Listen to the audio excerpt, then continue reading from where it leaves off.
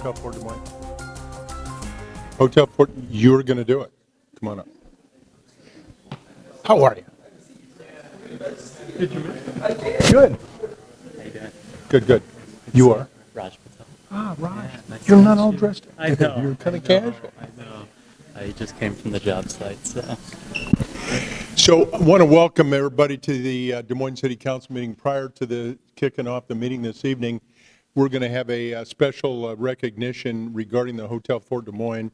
And I'm going to have Raj Patel kind of kick it off and tell us what's going on. And then I've got the recognition certificate here to present to him. But this is really a special thing. And Raj, I don't know whether, I think I should let you tell your story, and then I'm going to add something to it. Sure. So go ahead. Thank you. Yeah, thank you, Mayor, City Council, City staff, and City of Des Moines. Exactly 100 years ago today, the Hotel Fort Des Moines opened to the public in the City of Des Moines, and I just took a few notes here that I'll tell you about. But 100 years ago, the Des Moines Register published an article in anticipation that read, quote, "The opening of this magnificent hotel will be a great occasion for Des Moines. It is a monument to the builders' confidence in the future, the mark of their pride in Iowa and its capital."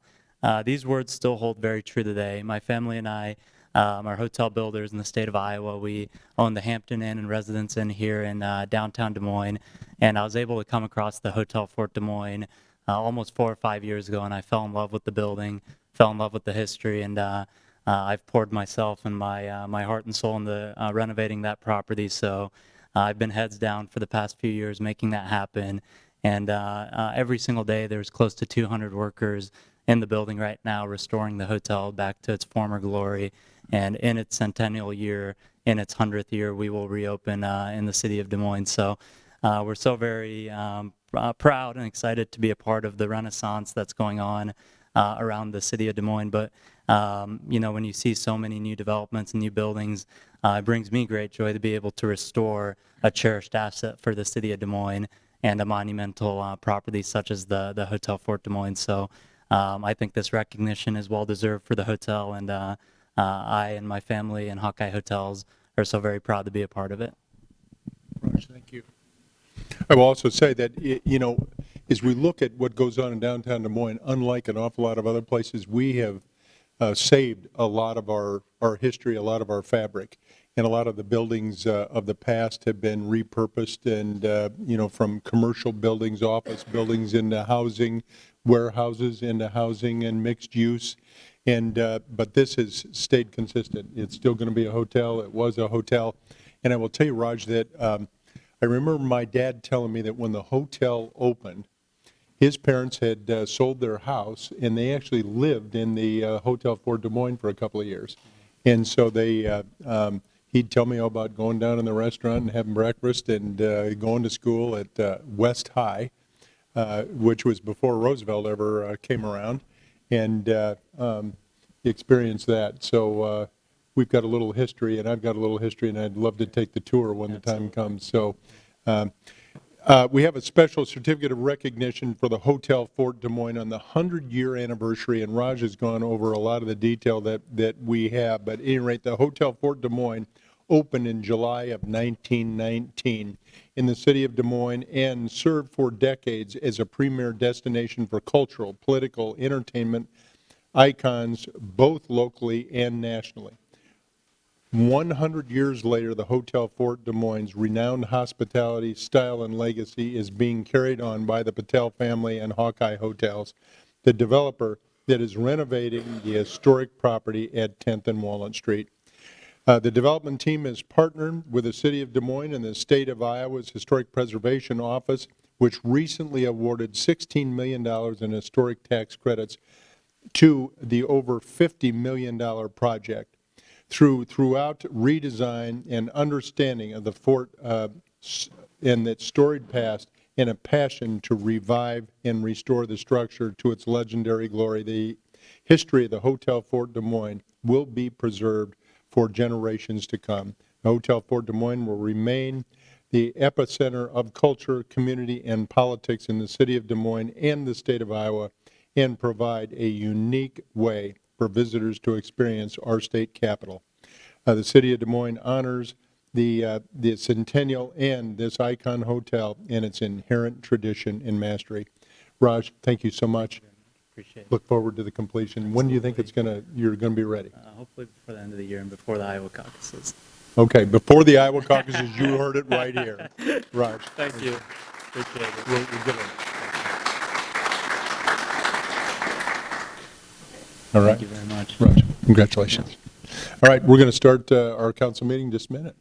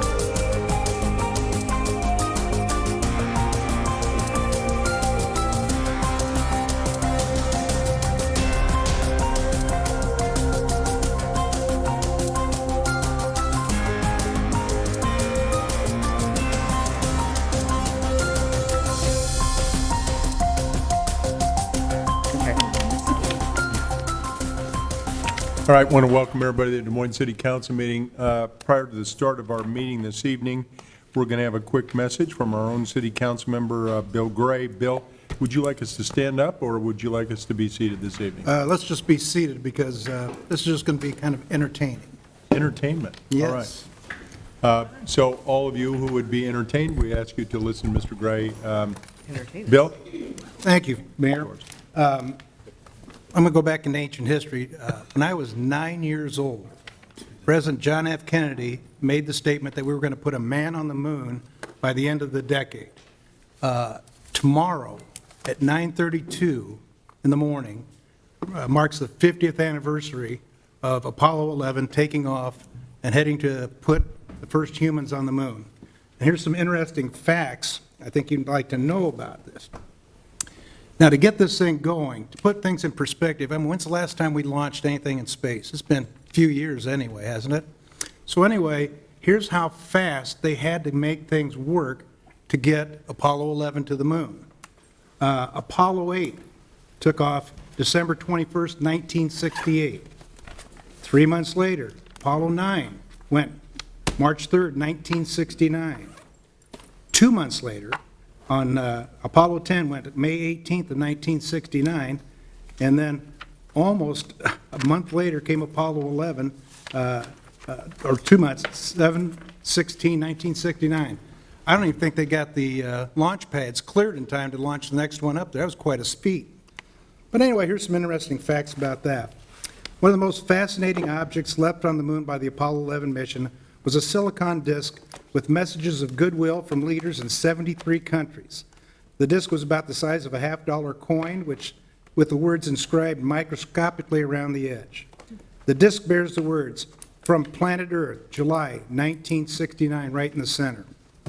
It also lists the names of the members of Congress, I see they got their names in there, who signed legislation making the Apollo 11 mission possible, and the names of all top NASA officials.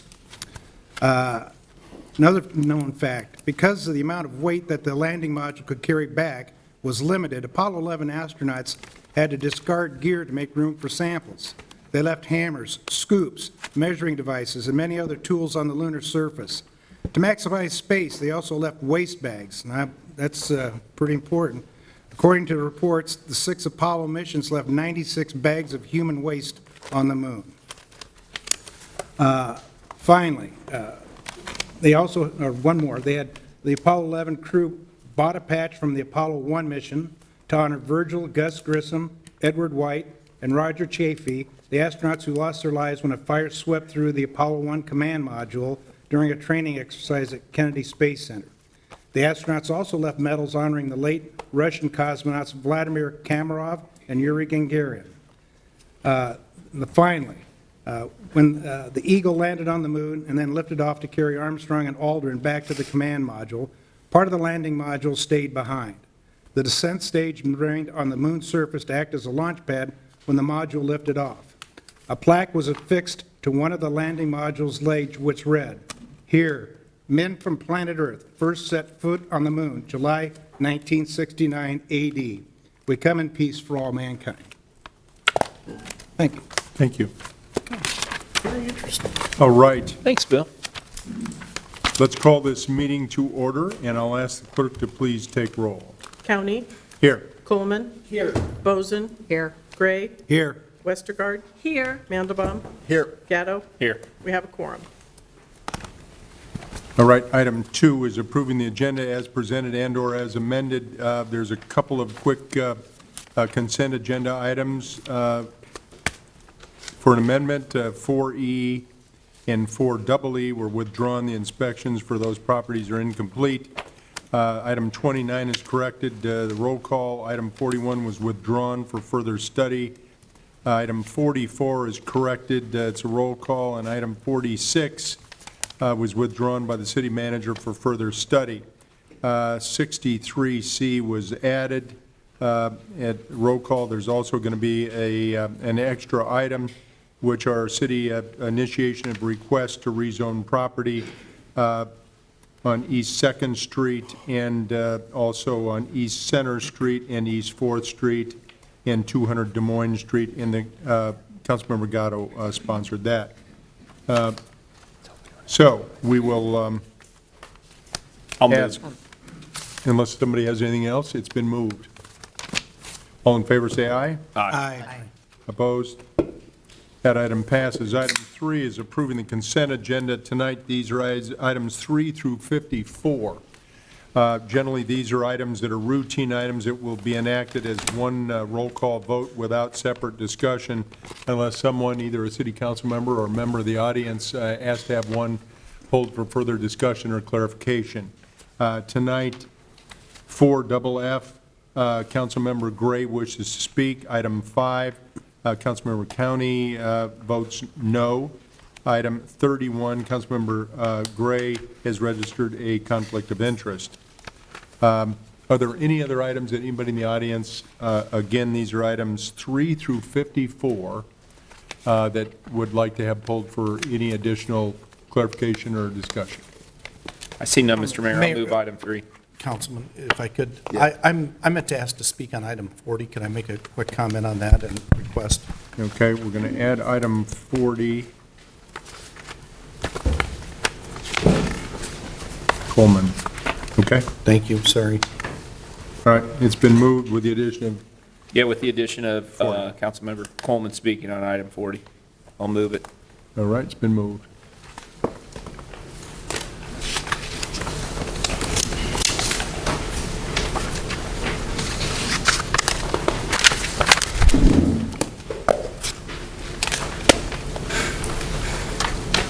Chris?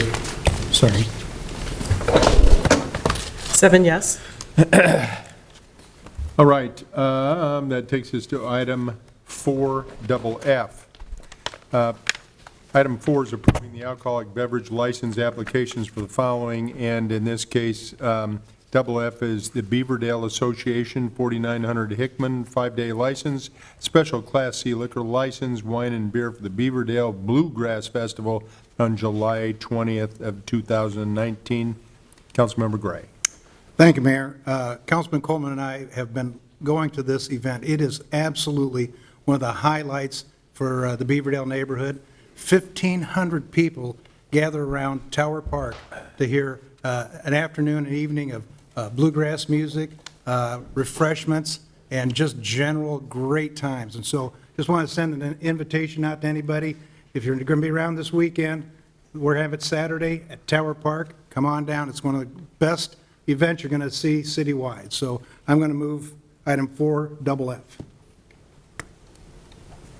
It's going to be a hot day, but it'll be the coolest place in town. It Bingo. will be. Bring an umbrella. 7 yes. That's right. That is so cool. Like you said, I'm telling you. Thank you. Get a splash pad. We worked on that all weekend. Holy cow. There you go. Out with the of splash nowhere. pad. But you guys are going to keep the volume on the music down, right? We'll be done by 11.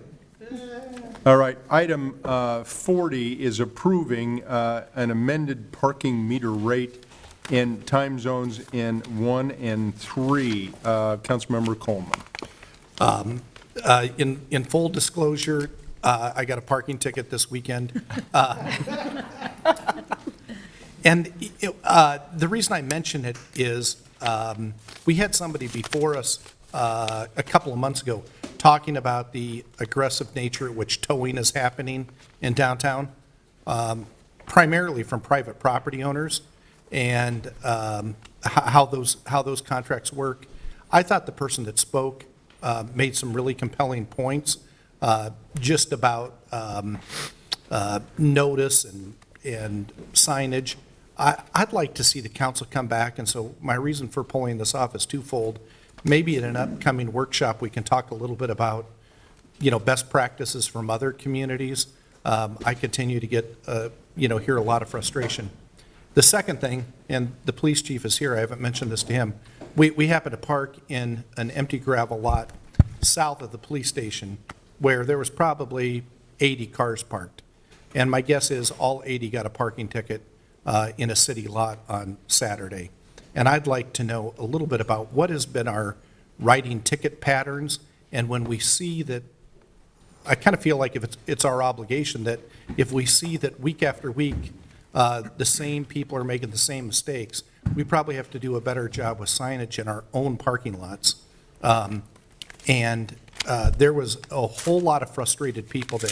And it's just not a really good welcome to downtown when it's really confusing. There's an empty parking lot, it's right over the Red Bridge, so it's about as close as you can, park and walk the river. which made me question, if nobody's using that parking lot on the weekends, why don't we allow it for the farmer's market and other special events? Well, as it turns out, it would be a hit to our budget, because I'll bet we're making a lot of money every Saturday morning, but it didn't, as a resident and visitor, and being around a whole bunch of other people, the only thing I was thinking is, I hope none of these people know I'm on the council, because they were all really hot. They were really angry, and I think we either have to fix it with signage or allow people to park in our city lots if it's possible for special events. So Mayor, if I could, yeah. Yep. Go ahead. So we can absolutely address that particular parking lot and look for other patterns where if there's a repeat large volume of tickets being issued, we can review the signage that's around that area to make sure that that's absolutely clear, the parking restrictions, because that's a very fair request. But you mentioned a workshop on best practices. Is that also in reference to signage or something more? Because rates. One of the issues, two issues have come up that I remember in the last couple of months. One is property owners that have private contracts Private. with various towers, and it's kind of cumbersome to get your car out, to figure out where they go. Do you go to the police station or the tow company? And a lot of the property owners are getting kickbacks from the towing companies, so it's in everybody's interest to tow as many as you can. And Okay. then I think we've generally fixed the issue that we have downtown when we, On our on our Court Avenue in The that bus area. pickup and drop Yeah. off. Okay. So, All right, I can follow up on that then, Mayor. Okay.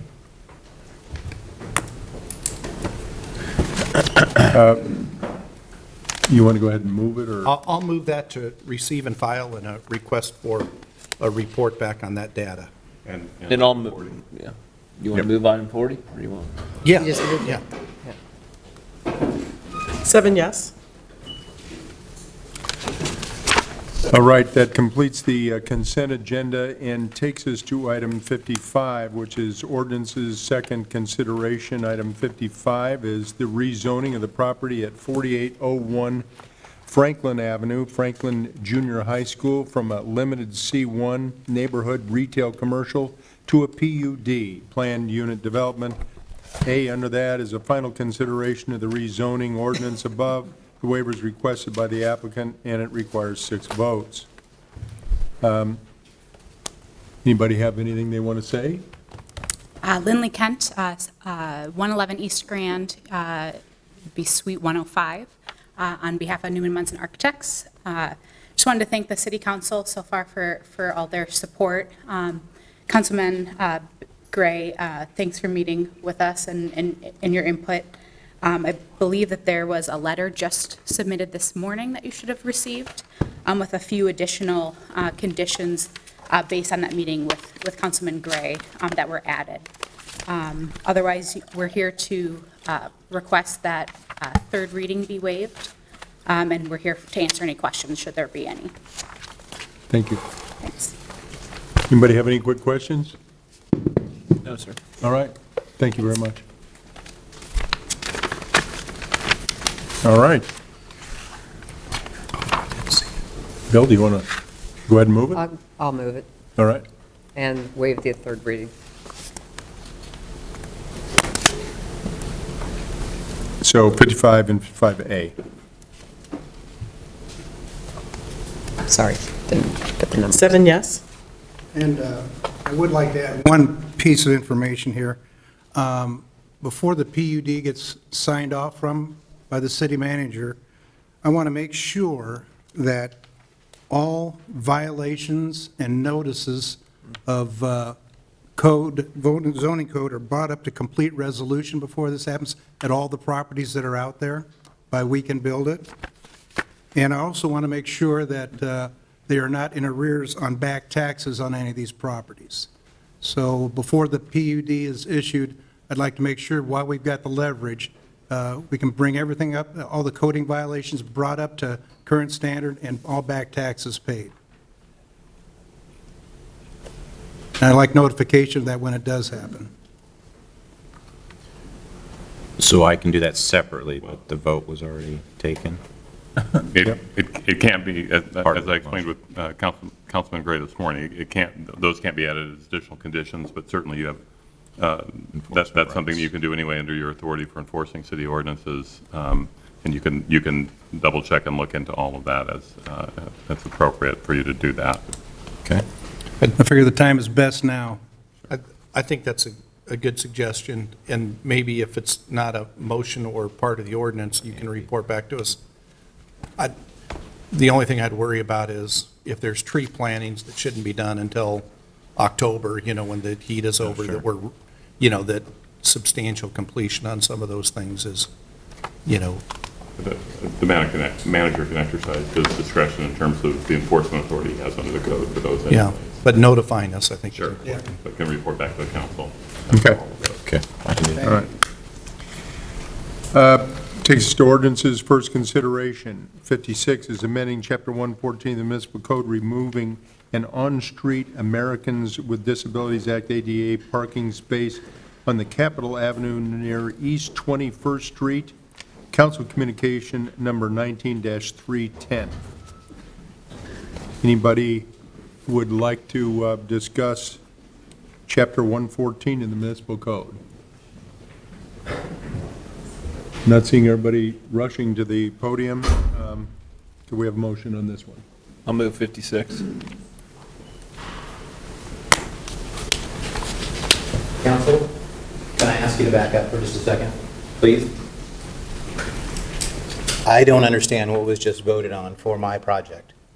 What was voted on was what is on the agenda. How did it end up? There was a follow-up request for the manager to essentially just check on some things and then communicate with you and see if we can substantially complete. Can you explain that to me? Where are we at after your vote tonight? The two are not connected, They're not connected. so At you all. are approved. Right. And it was a unanimous vote? Right. Thank you.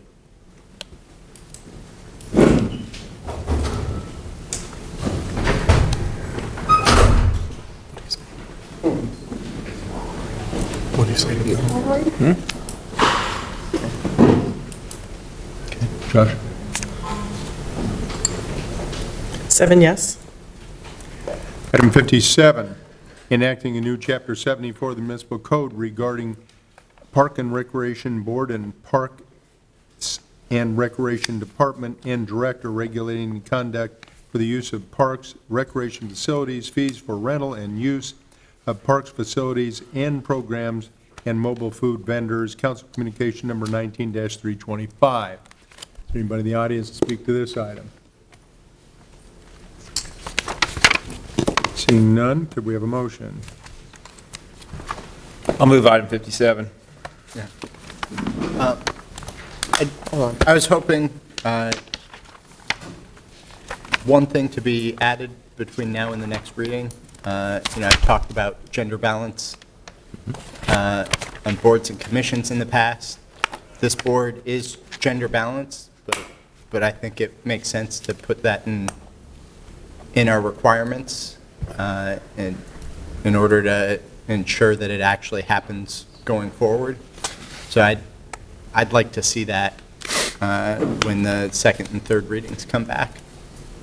You want to take these down one by one, or you want to kind of move that for all boards and commissions? What do you have in mind? You just want to do it on this one? Well, let's do it on this one, since we're actually opening up that ordinance section with this. I'd like to see it on some of the others as well, but we haven't had consensus on that in the past. This one, I think some of the ones we've talked about, I think in the back you acknowledge that P and Z will become gender balanced. The only reason it's not gender balanced is because of your two appointments. And we need to fix that. Well, and the other thing is that there are some boards and commissions that require certain expertise. Yeah.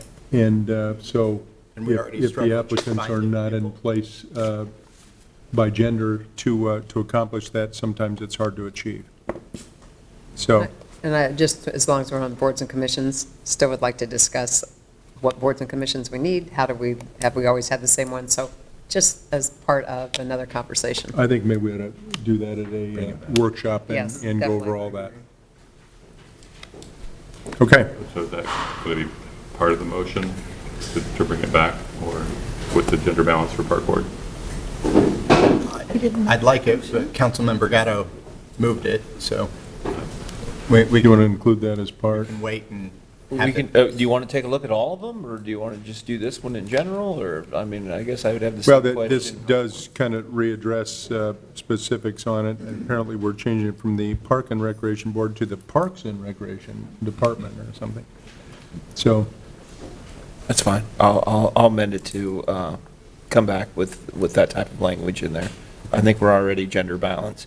But as we go forward with the expertise, I mean, is there going to be certain waivers that we can have if we can't find someone that we feel is qualified like we do now? that should be part of the language. That will be part of the recommendation. Okay, all right. Then I will add a friendly amendment to that, item 57. Good. 7 yes.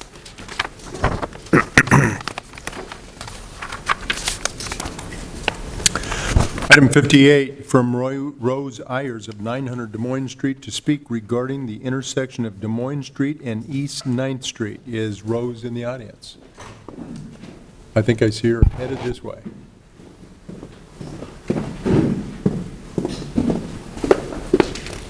Good afternoon.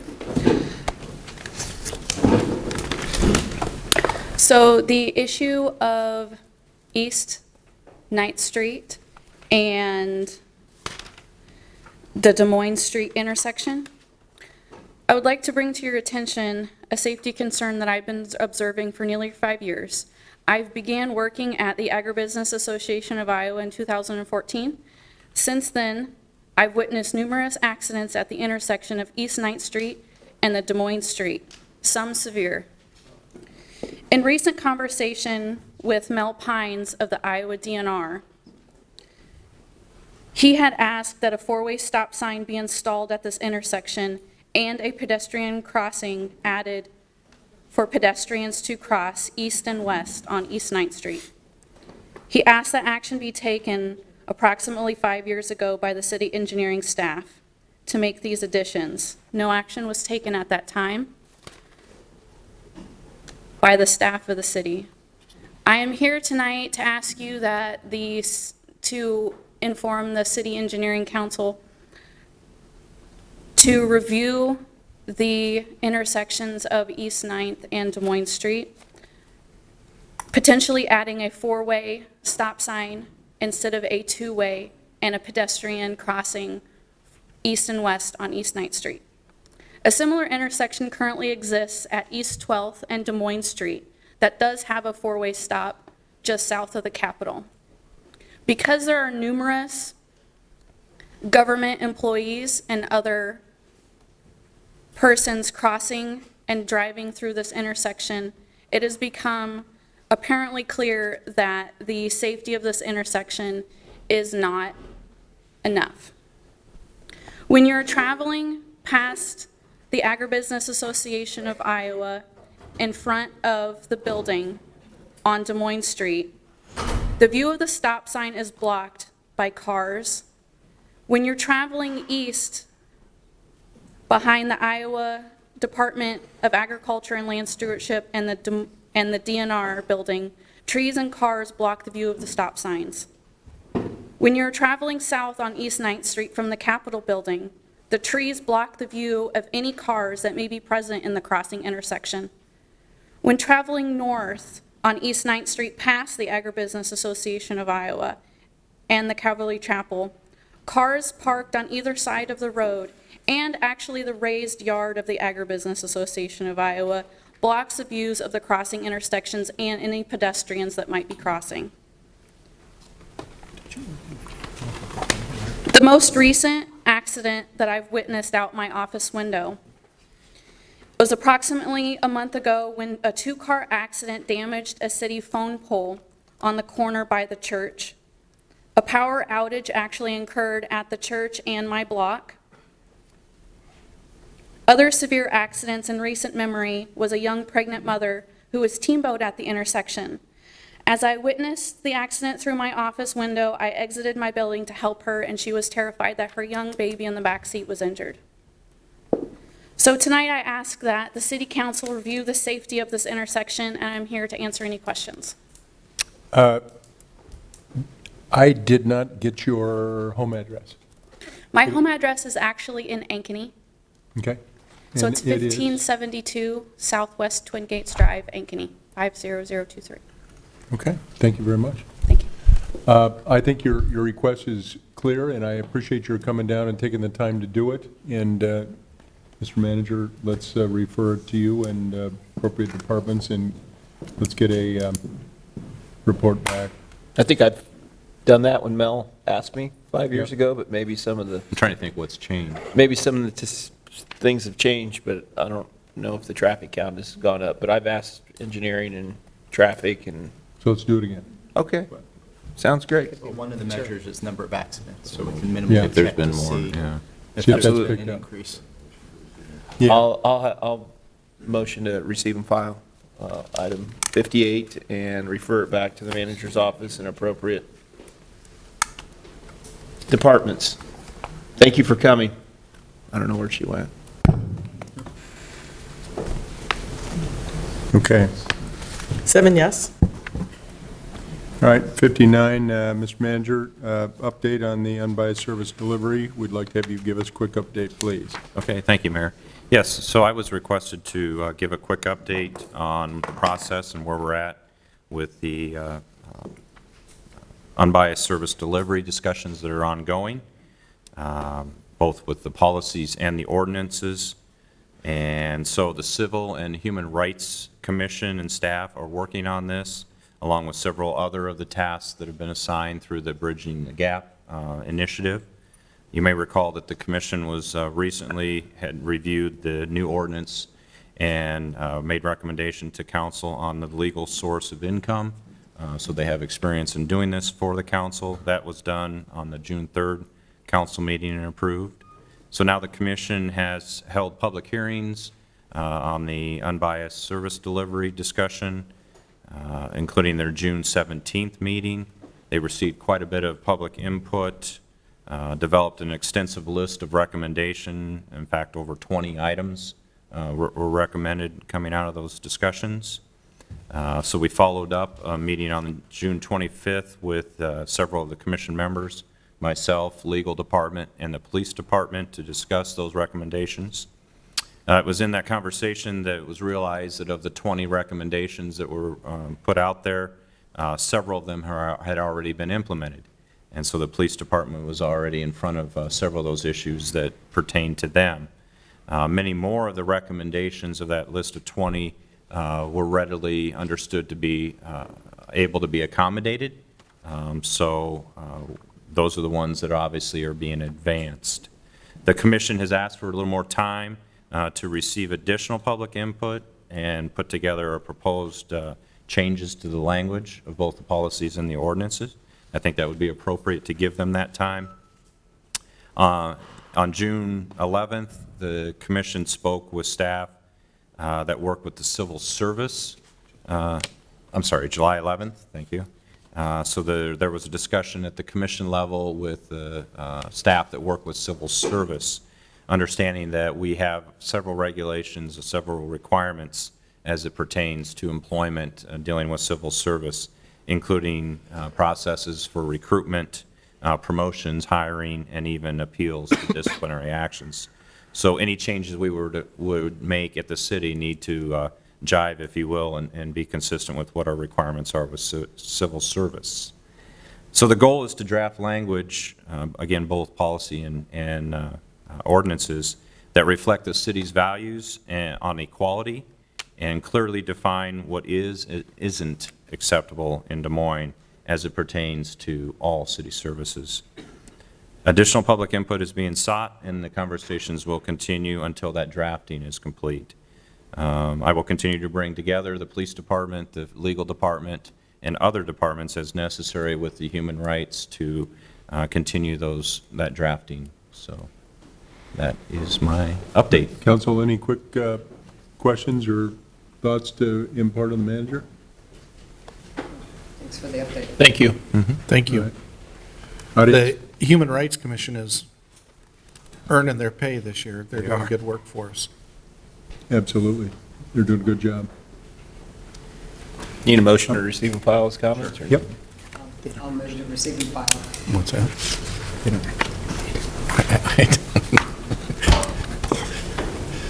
Josh? Sorry. 7 yes. All right, it is now 5:01. We're going to quickly move to the hearings, which are to start on or about 5 o'clock. First hearing item is item 64, a proposed lease with Employers Mutual Casualty Company for office space in the parking garage property at 750 Mulberry Street. Open the hearing. Is there anyone here to speak on this item?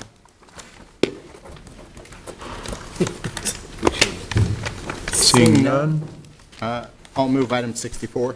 item 64 has been moved. Mayor, if I could, as you're voting, I want to put a thanks out to EMC for continuing this arrangement so we can have some of that presence in the garage. Absolutely. Diane, mine pushed the wrong button. You can conclude. Thank you. Mr. Coleman? 7 yes.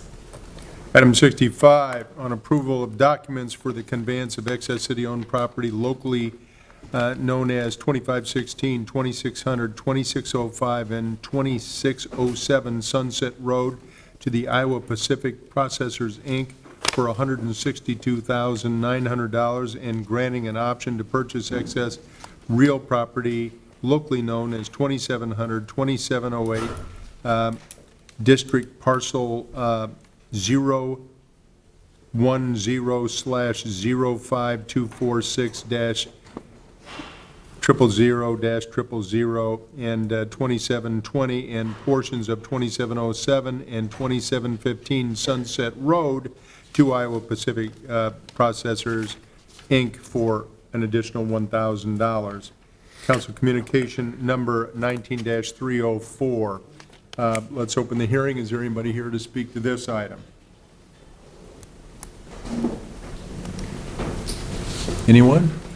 All right, seeing none. Seeing none, I'll move item 65. Item 65 has been moved.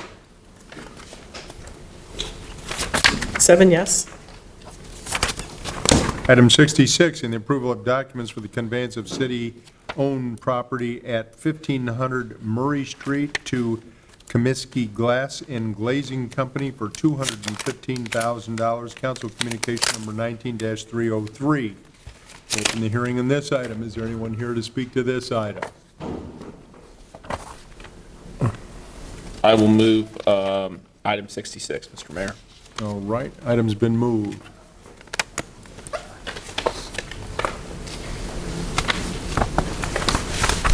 Seven yes. Item 67, on Yater Creek Stream Stabilization Improvements, Phase 2, resolution approving a plan, specifications, form of contract documents, engineer's estimate, and designating the lowest responsible bidder as RW Excavating Solutions, LC, Dan E. Wilson, managing member, $3,076,133.60.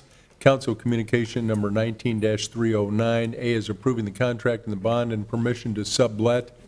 And B is a cooperative agreement with the Iowa Department of Natural Resources, IDNR, to provide funding for Yater Creek Stream Stabilization Improvements Phase 2 project not to exceed $936,480.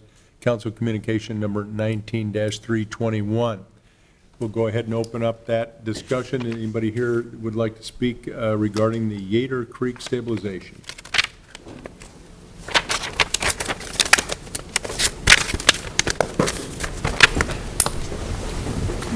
We have one? Okay. Margaret Pino, 1580 East McKinley. Thank you for giving me the opportunity to speak tonight. Mayor, County, and council members. I purchased a home that Yater Creek runs along, so it's part of my property, and I'm very concerned about this project because it calls for 13 acres of forest removal. And the reason I purchased the home was for the nature, the wildlife, everything that affords. We know the benefits of trees. Thank you, Mayor, County, for the tree ordinance that you have in the city. So I think it's very important. That's a lot of tree acre removal that will affect stream temperature too, and that's going to be key in the procedural. So I'm going to stick to, I do have my personal opinions of why I purchased the home, but I'm going to stick to procedural. And the facts of the project, if you're not aware, it's 6,000 linear feet of toe protection, 41 grade controls, and 2,700 linear feet of remeandered creek. My concern was at the very beginning, the remeandering seemed excessive to me. But sticking to procedurals, part of that funding is almost $1 million from the DNR. Lake restoration funding. And there's criteria that goes to the Joint Appropriations Committee every year to approve the budget, and you have to stick to those criteria and the mandates. One of them is delivery of sediment and phosphorus must be controlled and control structures in place before lake renovation begins. Now, we know Easter Lake is already completed. The open house was just 3 weeks ago. So that's information for you, but if you're not aware of it. Very strict in the criteria, that's one. The second one is the water needs to be taken off of the impaired list. Now, Yater Creek is impaired, and it's very important, again, to stick to procedural. A case, Iowa District Court for Polk County, Iowa Environmental Council versus State of Iowa and DNR. A lot of information is important to look at it to get these facts before this proceeds. Talks about dissolved oxygen in Yater Creek. We know Yater Creek is impaired. It always will be. The airport, I mean, they have permits, so it's always been that way. Dissolved oxygen is key, especially right now with water and clean water. Take into account tree removal on a long stream part of the stream. It affects temperature. Temperature is key in dissolved oxygen. So that seems like it could lead to more implications and impairment. Another case that would be worthy of looking into is a Clark County Reservoir Commission case that dealt with parallels along about Easter Lake as well. It was a reservoir, eminent domain, commission member conflicts. There's a lot of parallels, and I have some information to give to you. There's not enough time in just a few minutes. It would be worthy to look at that. That went to the Iowa Supreme Court. A lot of parallels there again. Commission members, maybe not commission members with the partners of Easter Lake, but commission members in awards that were granted, contracts that were awarded. I'm not going to say any names. I'll give you the papers.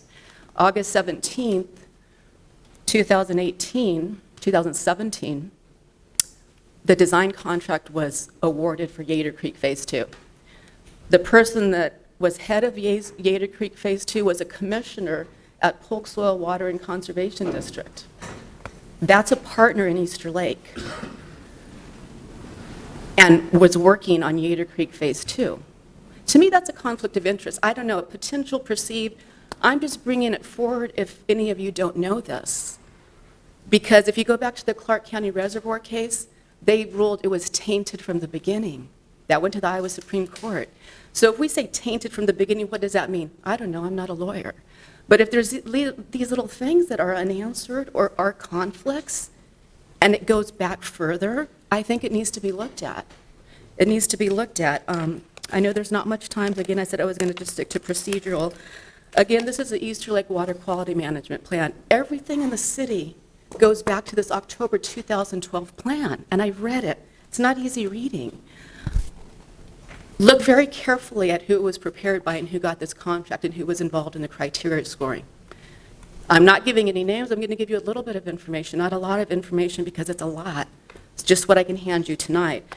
It's worthy to look into it because this is based on everything. It's very important. These are facts, and look at the relationships with some of these people on this award that was awarded in the criteria in association with. And those are some of the items I wanted to say. Let me see if there's anything else. Remeandering, I have concerns. Iowa Natural Heritage Foundation has all the property around me. I have spoken with them. I think they do good works. I don't know that this really is in the intent of what they normally do. And I would like to know, I've asked the city engineering department several times, who requested the remeandering of the creek? It's not in the state revolving fund monies. State revolving funds are very specific. 319 grants are very specific. Phosphorus is listed a lot in all of this. And if you look at surveys, Yater Creek has tested negative for phosphates and nitrates, normal for phosphates and nitrates. So the federal laws are very specific. If phosphates are listed, Yater Creek has tested normal for phosphates, normal for nitrates. Those are just a few items. There's a lot more. And my concern is the remeandering. Who requested that? Because I don't see it in any of the paperwork. I asked the Iowa Natural Heritage Foundation, I asked the city engineering. City engineering said, Iowa Natural Heritage Foundation wants it remeandered. That's a lot more money, a lot more taxpayer money, a lot more destruction to wildlife, trees. Stream temperature is very key. So those are a few things. There is more information, but I just knew that it was just minutes of time. So Would you I'd want like, to submit that to us, and we'll receive and file, make it part of the record? absolutely. It's not all of the backup documentation. There's too much, but at least there's a few copies for, if you'd like to look I'll at move that. to receive and file. All right, all in favor? Aye. Opposed? Thank you. Thank you. I've done this a long time. Those are the nicest paper clips we've ever gotten.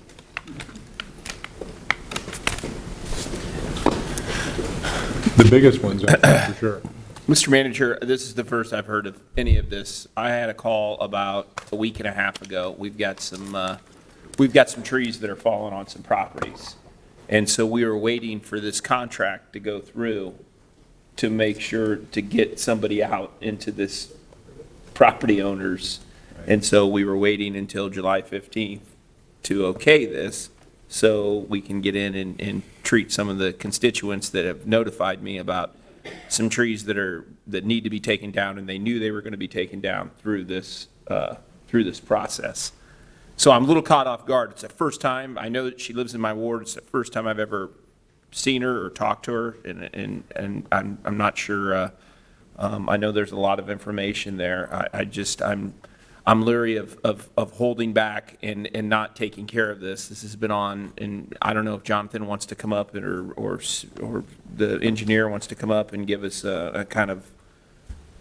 Well, they can respond to all her Okay. her questions, but if you have a question that we need an answer to. I don't have any questions other than Easter Lake is beautiful. I mean, if you haven't been out there, it's wonderful. It's clear. It's clean. We need to get in here and make sure that, and I know they've got silt bins set up so we can stop some of it coming in, but this is an important part of keeping it clean. I'm hoping that everyone did their homework. I don't know anything about any type of relationship of who's getting the work, or because I haven't played any role. I don't think any of us have played any role in any of that. I just know that this is the second phase of this, and we never heard anything about the first phase. No one ever came and spoke to us about that. I'm going to move 67A and B. Because I believe that this work just needs to continue, and we need to get moving on it. Specifically, we had promised somebody we're going to be in their yard taking down their tree once this was done. So, I mean, I would like some answers to some of the questions and get her some of the answers and maybe follow up with us. But I'm gonna move this. So we can add that to the motion, the response. Yeah, so if we could have Yeah, more information, like, are you going to replace the trees you take out, or are they taking? I think they replaced some of them, but I don't, there's a lot of scrub trees that are just there that. Okay. But those are some of the questions, like, what is a replacement? Yeah, well, we have the plan. we have a plan and policy in place, correct, Mr. Mayor? I mean, we have I didn't know Yeah, how it but fit. I think this is, to me, new information, and I understand your motion and the need that we ought to have to move this forward, but boy, I'd sure like staff to review all that information, and before I would have vote affirmatively on this. I may be in the minority, but it's a lot of information. Wish we'd had a little sooner, but. I would have loved to had it a little sooner and got it to staff. And yeah, I mean, it's not like they can. I with the caveat that we haven't looked at any of this information, this is brand new to me too. Generally, with respect to conflicts, if the statute allows for those items where it's competitively bid, and this is, I mean, that's what you're awarding here is a competitive bid. So unless there's some other conflict that she's alleging in these materials that has nothing to do with the bidding, but the bidding itself, it wouldn't matter because it's been competitively bid, so. Well, the meandering and the removal of all the trees and All all that that we haven't stuff, looked at. that's the stuff that concerns me. I I'm only agree with you on the bidding. I'm only commenting on the bid. Okay. So we're going to approve the contract and refer the Yes. Questions? questions for Further research. Exactly. review. 6 yes, 1 no. All right. And I want to thank the presentation of that information. I do think that regardless of the vote, we're going to follow up on it and see what we can do. Absolutely. Okay, item 68. On 4144 Hubble Avenue demolition resolution approving the plan specifications, form of contract documents, and engineer's estimate, and designating the lowest responsible bidder as D.W. Zinsser Company. David W. Zinsser, President, $104,690. Council Communication Number 19-305. A is approving the contract and the bond and permission to sublet. Let's open the hearing and see if there's anybody here that has anything to say on item 68. We have a lot to say about this. This is a big deal. We've been waiting a long time for This this. is a huge deal. We have been waiting a long time, and, you know, 3 years ago, 4 years ago, it was like, how are we going to get the money to pay for this?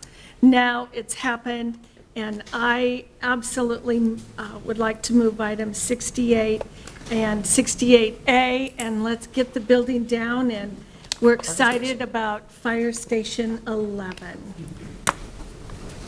Yep, big congratulations to you, Linda. This is a lot of work to get this to, Big deal. but also to Chief Kip and Absolutely. Fire Union 4 and, It'd be a great He's back location there for like that this. area. yeah. It's a great location. 7 yes. Item 69, which is on the 2019 sewer repair contract. One, resolution approving the plan specifications, form of contract documents, engineer's estimate, and designating the lowest responsible bidder as the Underground Company Limited, Dwayne Burkhart, President, $1,121,000. And approving the, A is approving the contract and the bond and permission to sublet, council communication number 19-307. Open the hearing. Is there anyone here to comment on this item? Again, this is another big project. Another big sewer project, I'll move it. It's item 69. And A.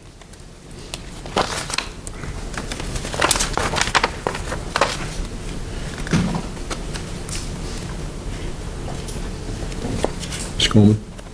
Sorry. You can only move it, but you still have to vote. I hit it, 7 yes. missed it. Item 70, which is on the 2019 residential paving resolution approving the plan specifications, form of contract documents, engineer's estimate, designating the lowest responsible bidder as Grimes Asphalt and Paving Corporation, Kurt Rasmussen, President, $1,463,241. Council Communication Number 19-306. A is approving the contract and the bond and permission to sublet. Anybody in the audience to speak on this? Seeing none. Again, another big, I'll move important 70. contract. Move 70, 78. That's big. 7 yes.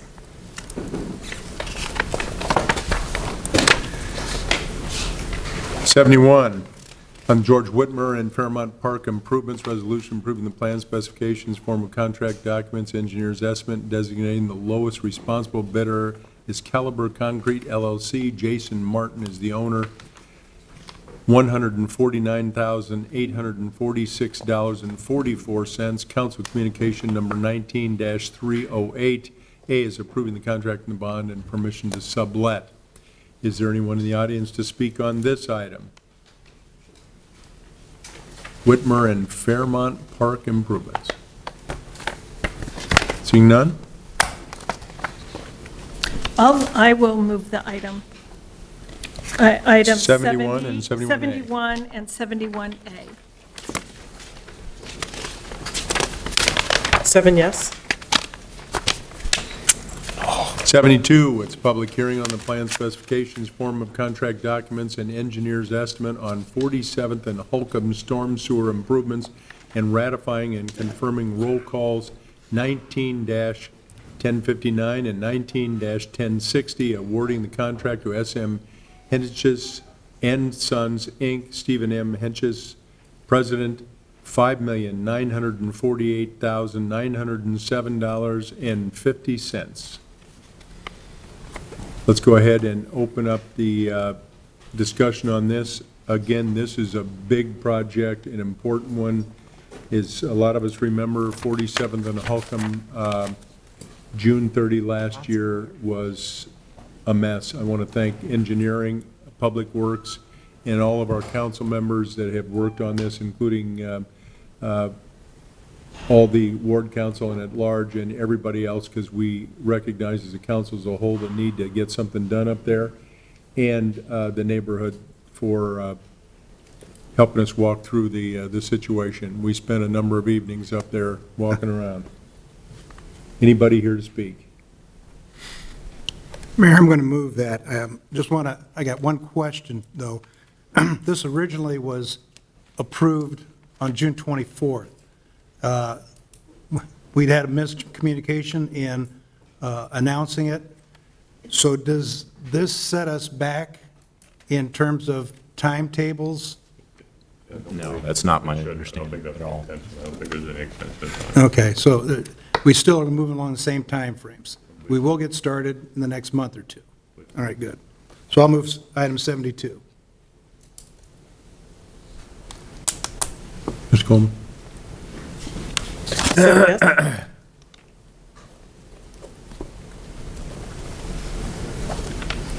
Item 73, this is a public hearing on the plan specifications, form of contract documents, and engineer's estimate on the 2019 PCC pavement patching program, and ratifying and confirming the roll calls 19-1061 and 19-1062, awarding the contract to Iowa Civil Contracting, Inc., Randy D. Miller, President, $1,626,280. Anyone here to speak on this item? Over $9 million we've spent tonight on streets and sewers. So that's a really good thing, and that's what our community needs. I will move item 73. And we have to in part thank all of our citizens for voting for the local option. Absolutely. 7 yes. It's going to make a big difference. Big difference. Item 74, public hearing on the plan specifications, form of contract documents, and engineer's estimate on the 2019 neighborhood sidewalk program, and ratifying and confirming roll calls 19-1065 and 19-1067, awarding the contract to Tyzak Concrete, Inc., Steve J. Rudd, President, $594,965. Let's open the hearing on this. Anybody here to speak to this item? I'll Neighborhood move sidewalk. 74. It's been moved. 7 yes. All right, let's note, Madam Clerk, it's 5:25, and we have completed the hearings. Takes us back to item 60.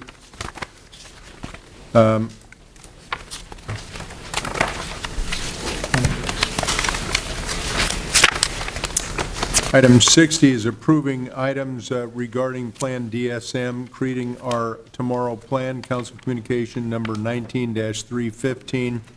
A is approval of the Drake Neighborhood Revitalization Plan. B is approval of the Oak Park, Highland Park Neighborhood Revitalization Plan. C is approval of Franklin Avenue Neighborhood Revitalization Plan. D is approval of Columbus Park Neighborhood Revitalization Plan.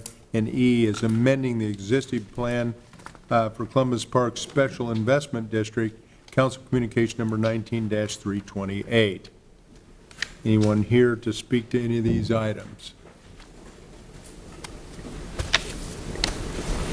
Good evening, Ethan Standard, 1307 48th Street. I was asked to just go on behalf of the Franklin Area Steering Committee this evening and thank everyone involved in the process. We were appreciative of being part of the 4 initial pilot areas to be chosen for a new approach to neighborhood revitalization in the city. I specifically want to thank Laura and Anu with the city staff who kind of guided us through this process as guinea pigs, and thank council members Bill Gray and Connie Bozen for attending most of our evening meetings with us. And just say we're ready for the implementation phase. Thank you. I saw that Drake thing on your T-shirt. I thought you were going to speak for the Drake neighborhood. Now we have the Drake. Switch if you need. Ryan Arnold, 2909 Cottage Grove Avenue, and Director of Community Engagement at Drake University. To echo President Martin's remarks in his letter of support, thank you for considering this significant investment in the Drake neighborhood. I believe that these efforts will strengthen our neighborhood while also retaining the vibrant, friendly, diverse character that we value at Drake as an asset. Thank you to Councilmember Mandelbaum and Bozen, who attended many of our meetings, to city staff, specifically Laura, and to the CZB consultants for the plan prepared. We at Drake University look forward to uphold our obligation as a neighbor and as an anchor within this community. Again, thank you. Thank you. I would like to thank the City Council for the great work that they're doing on the parks. And I know Linda has worked hard on this Des Moines tours, and I think that that's a great plan for your City Council. What I'm asking right now is the amending the existing plan of Columbus Park. Which Columbus Park is that? Because you've got, is it Pioneer Columbus? No. No, it's Southeast First and Indianola Avenue. Okay. It's kind of All in right. that area, but it's Yeah, just, the we Pioneer are calling Columbus it Columbus Park. Is All right. out of the investment area. I don't believe that's part of the investment area that we're changing, the district. All right, thank you. That was my question.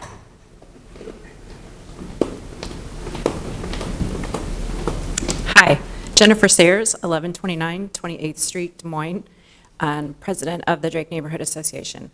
And I also want to echo the comments that we've already heard and thank Josh and Connie for attending our meetings, for Laura and all the city staff who worked so hard on this.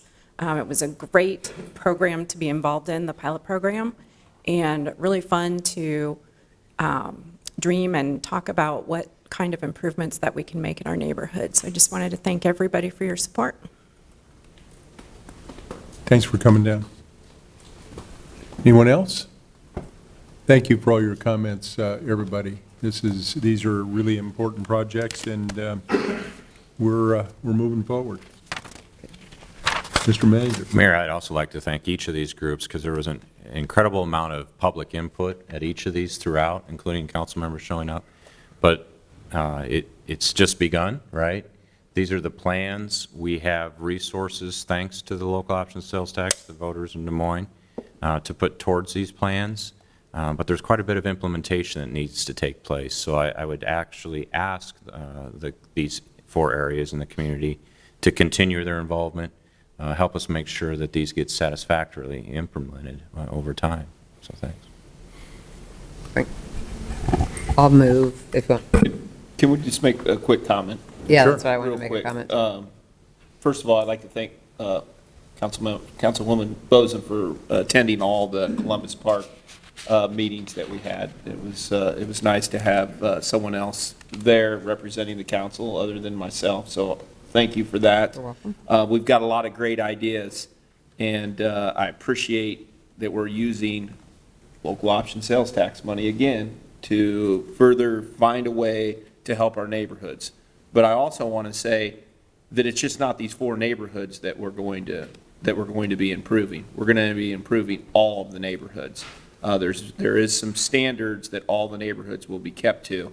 So I just want to make sure that we know that not all of our money is just going to go to these 4 neighborhoods and we're going to leave everybody else behind. I think that needs to be clearly said each and every time as we go through this plan, that we're going to work on the other neighborhoods, but we do have a plan, a specific plan for these to see what it's going to take to get to the other neighborhoods and increase the value. And that's important that we try some small areas to see what works and what mistakes we're going to make, because we're going to make mistakes through this process. And we also need to thank the county for participating with us and with the board that's going to be set up and be able to work and do some really good things for the neighborhoods. These are the things that the City Council of Des Moines needs to focus on, is our neighborhoods, our streets, our sewers, and the type of things that we need to do good things for right here. And so I thank all of my colleagues, but specifically you, Connie, for coming. Or you want to say something? Go ahead. You can. Go ahead. I attended the Highland Park Oak Park meetings. I see John Hobbs is here from the Northside Library, who also was dedicated and attended every meeting. And just a shout out to the city staff. They were great to work with. The folks that were on the committee, they were all really, really wonderful people to work with, and they've come together with a plan, and there was true collaboration in the meetings for our neighborhood. And we see it as snowballing. It's going to happen here, but it's just going on out into the neighborhoods.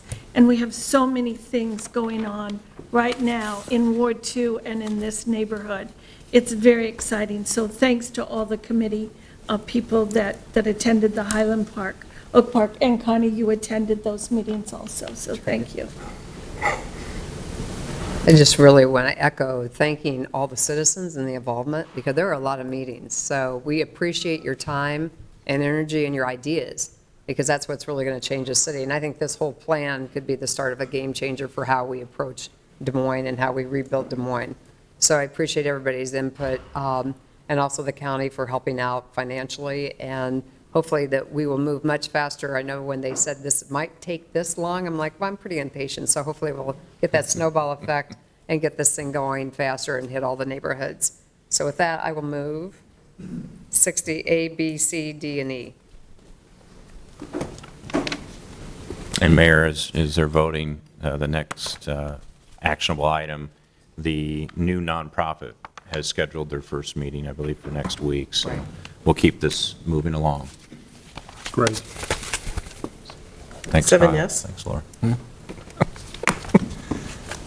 All right, next item is item 61. It's a review of the Zoning Board of Adjustment decision granting a variance from separation requirements to allow a concert venue to sell liquor, wine, and beer within Waterworks Park subject to conditions. Choose one alternative, either A, B, or C. Council Communication number 19-313. A is the City Council remands the decision and order to the Zoning Board of Adjustment for further study. The effective date of the board's decision will be deferred for 30 days from the date of this remand. B is the City Council takes no action to review the decision and order. The decision of the board will become final on July 28th of 2019. And C, the City Council declines to remand the decision to the Zoning Board of Adjustment. The decision of the board becomes final on this date. Anyone here to discuss or like to make comment on Zoning Board of Adjustment regarding waterworks? Seeing none, council, any thoughts? Josh? I'm happy to move item 61C. There was a great kickoff with the symphony there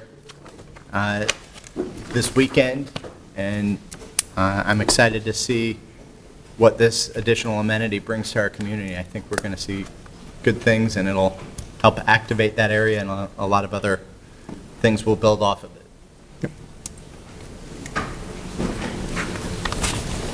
7 yes. Want to do this one, Frank?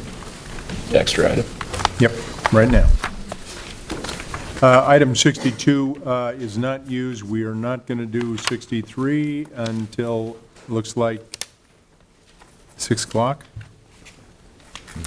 All right, so let's go back, and the item 1, an extra item, as I pointed out, is we made an amendment to the agenda for this evening, was added by our own Councilmember Gatto on the city initiation of the request to rezone 720, 727, 730, and 827 to 861 East 2nd Street, 205 to 221 and 350 Maple Street, 101 to 284 and 225 East Center Street, 832 and 848 East 4th Street, and 200 Des Moines Street. And the sponsor is Councilmember Gatto. Joe, do you want to quickly? Sure, Mr. Mayor. What's going on here? As we went through the process with the Bridge District and through our new zoning form-based code, I don't want to have to, we can start this process of making this a PUD, and we can start it, but I would really like our form-based code to mirror some of this, and I believe that our staff is looking into what doesn't fit, why it doesn't fit, what needs to be changed. So we can start the process through here. I'm hoping that it doesn't need to be a PUD, because that's been a very successful development that staff has worked with Hubble, and they've did what we asked them to do. I know there's a couple quirks in it that possibly wouldn't meet this code, but those are the things that we really need to figure out before we approve a new form-based code, because that development is very successful. And they've used the materials that we needed them to use. They built it with the quality that staff asked them to build it. You know, they haven't asked for any incentive other than the abatement that they get, but they did what we've asked them to do. So I would say that our code should mirror at least a very large portion of a successful development that we've done. And I know that Mike Ludwig and other folks are working to get with Hubble and to go over some of this, but we'll start the process, because I know they're very concerned that they want to protect their investment down there and be able to finish the development like they started it. And I understand that. We'll start this. Hopefully and I see Joe, hopefully we don't have to finish this. But I will move extra item 1, and I think Joe's here if anyone has any questions. I'm sure that he would answer it. Anybody have anything? All right, item's been moved. Thank you. 7 yes. Mayor, that's our last item until, Well, we have the 6 o'clock one. yeah. Did So- you tell him? No. Okay. During Go ahead. recess, we have an item if we could address. We have someone that's been here Okay, we do. 40 years. After your recess, I think you're going to want to recess, aren't you?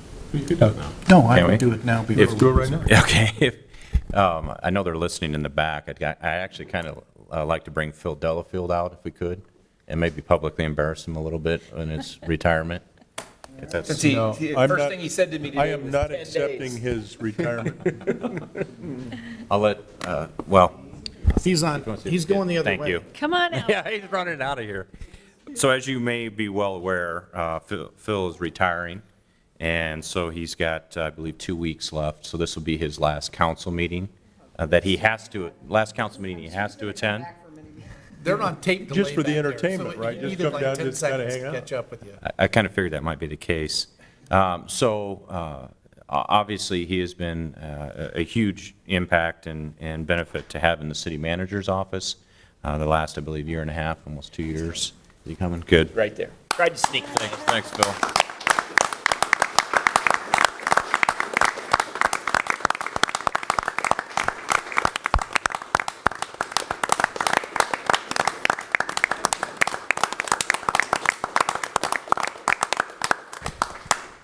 So Mayor, if I could, Yeah, Phil, why recall. don't you step up to the podium and give us sort of a review of your 40 years and. A lot of knowledge in between those ears.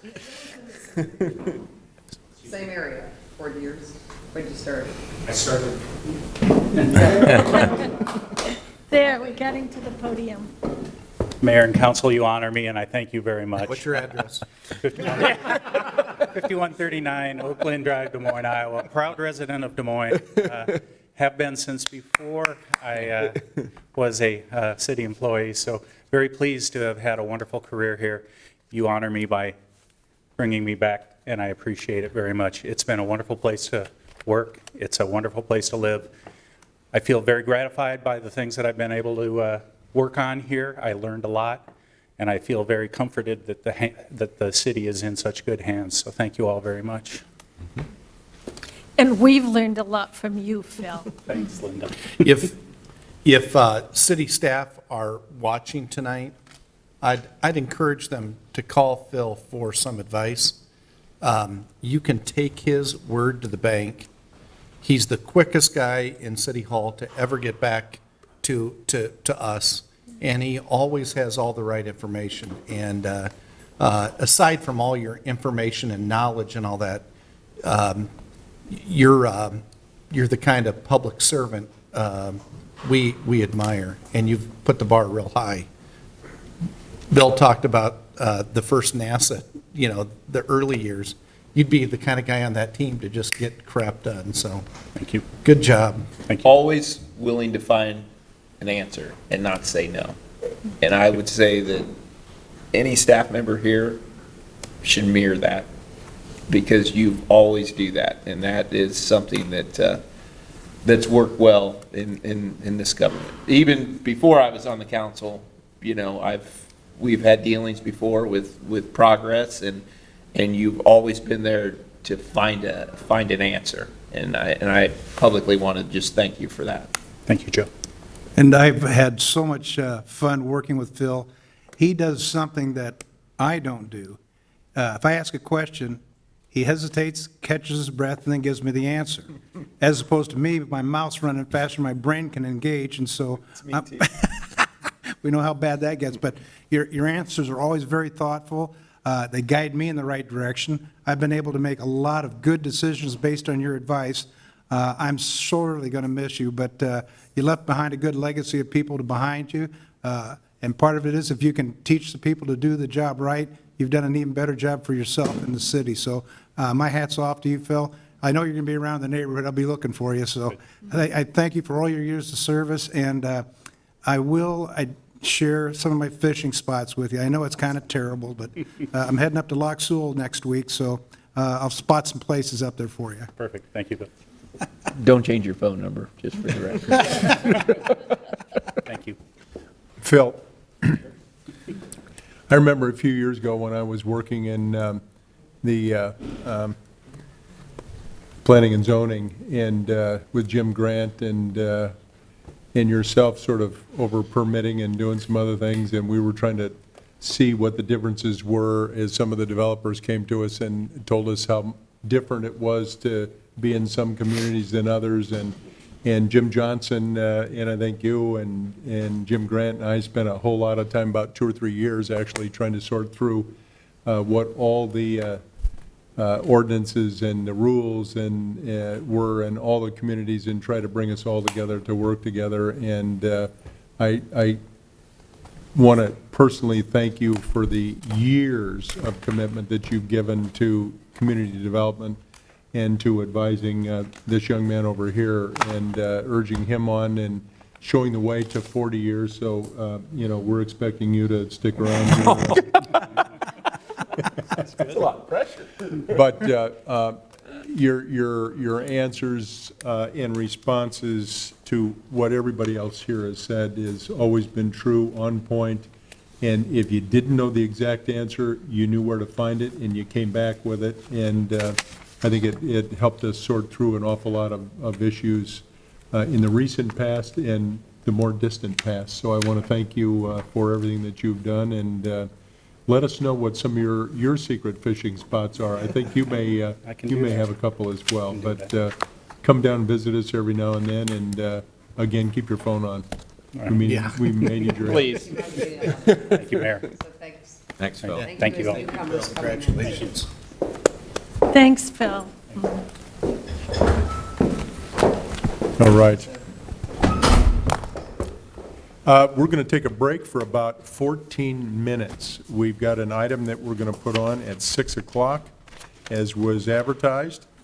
I want everybody to know that I was hoping to do it a little earlier, but the city manager and the clerk and the city attorney made a different decision, so we're going to take a break for about 14 minutes. Okay.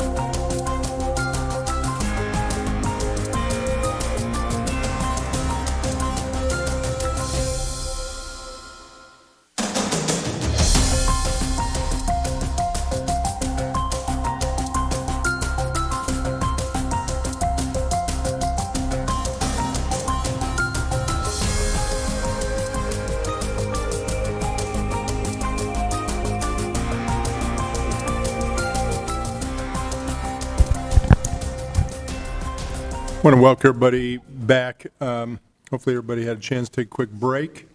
We had an item that was scheduled to take place at 6 o'clock. It's item 63. Item 63 is the first consideration of an ordinance amending Chapter 70 of the Municipal Code regarding large capacity magazines and trigger activators.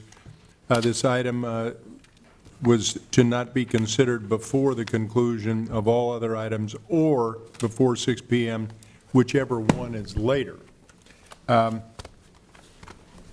that, we had a version A and a version B and a version C. The version C is a resolution delaying the action on the firearm accessory regulations while such regulations are further studied, and extra item sponsored by myself and council members Coleman, Gatto, Gray, and Westergaard.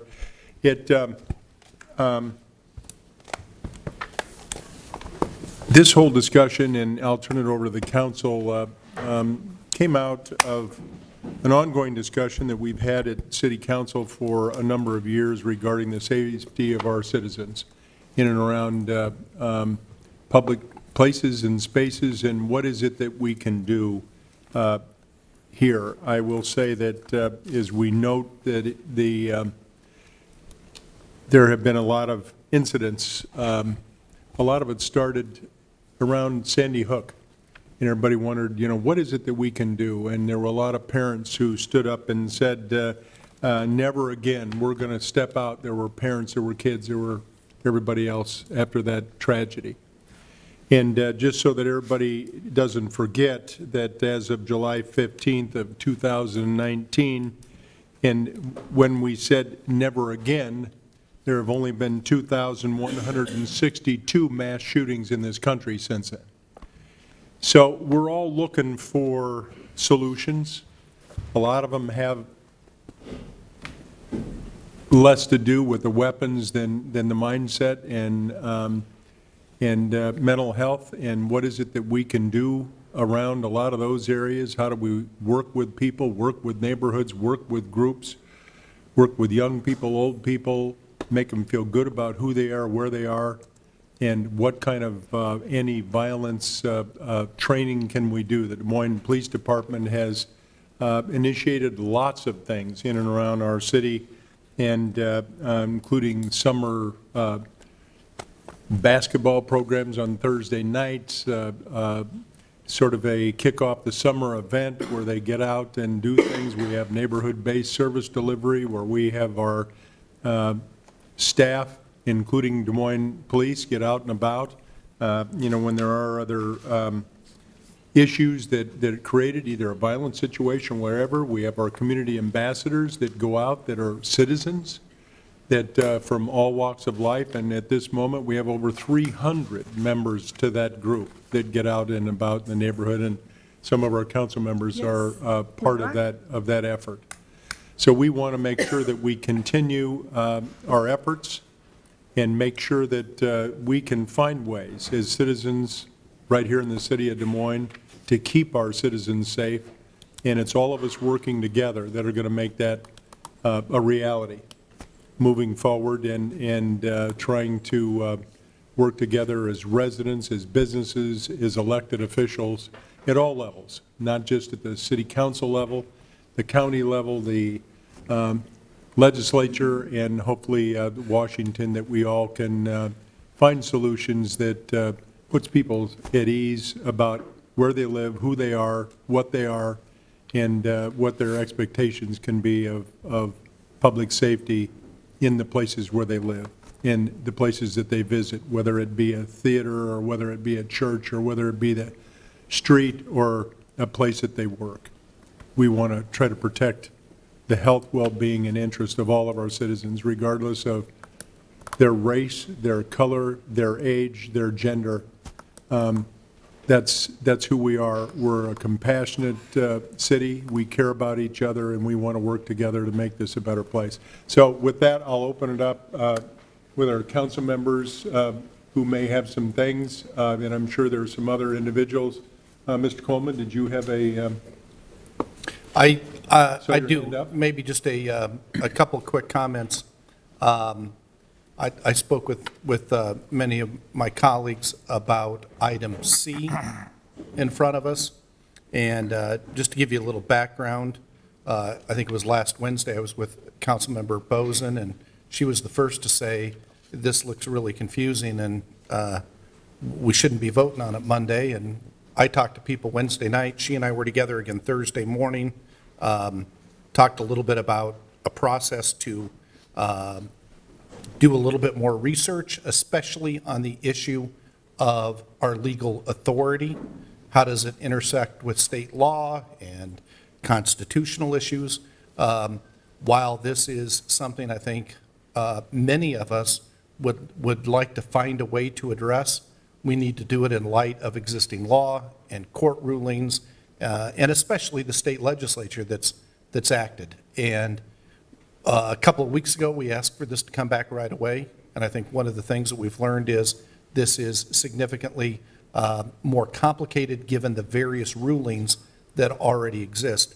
And so it's basically my own conclusion, these are my words, that I really want to make a difference on this issue of violence and mass shootings. I want to make our community here in Des Moines safer, and I think that we need to study this more before we know that this is the right strategy and that we have the legal authority to do it.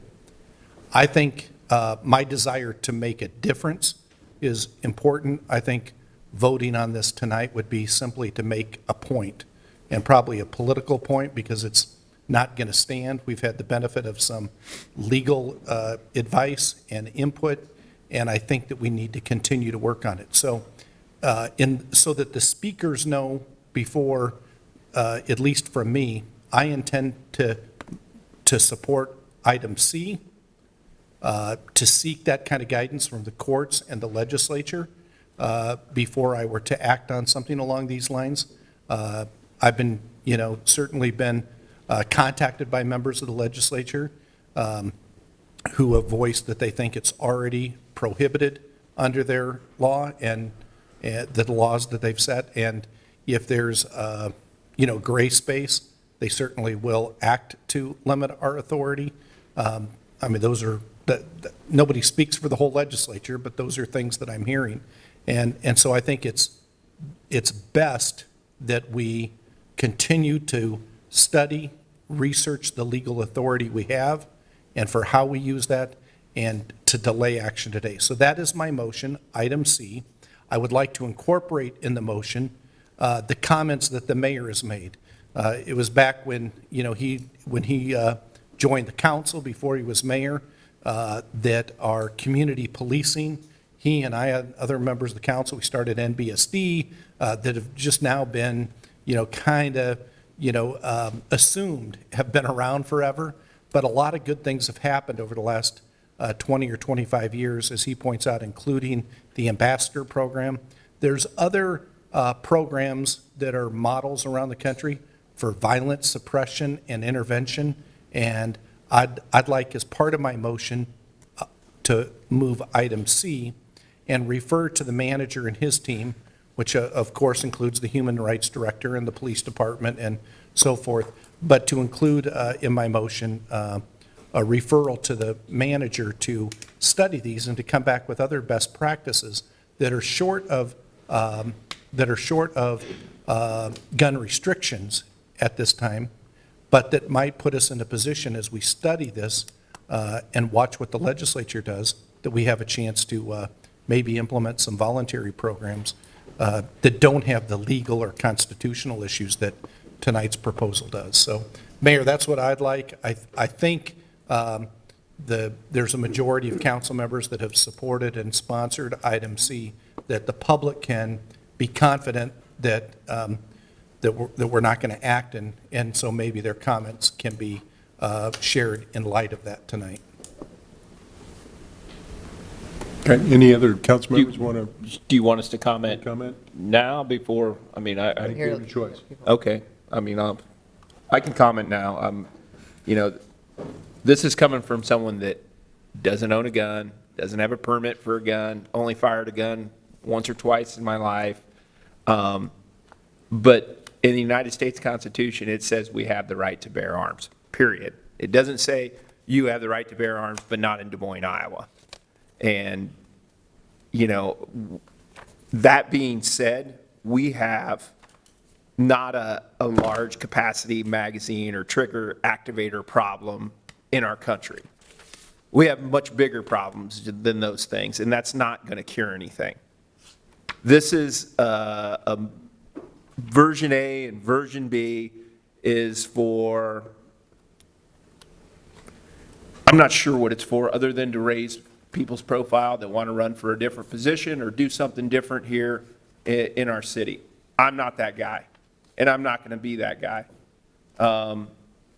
I helped sponsor item C because I think that's the right thing to do.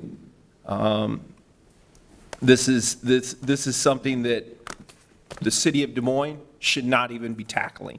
Us as a council should not even be discussing this. You guys shouldn't be here because this shouldn't even be an issue in Des Moines or anywhere else on a city council level.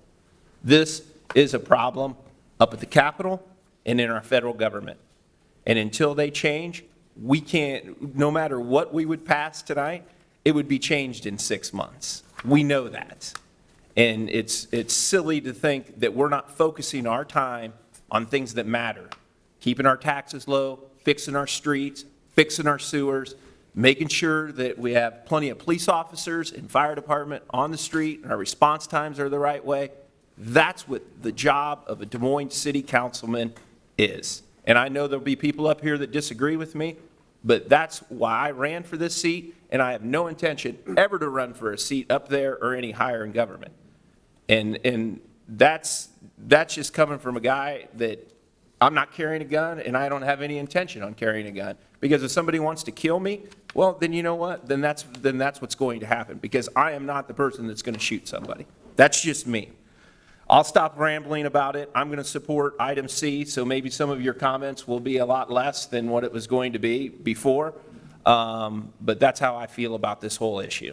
This is a non-issue and shouldn't be discussed at the Des Moines City Council level. If I could just come in, I agree with what Chris and Joe have both said.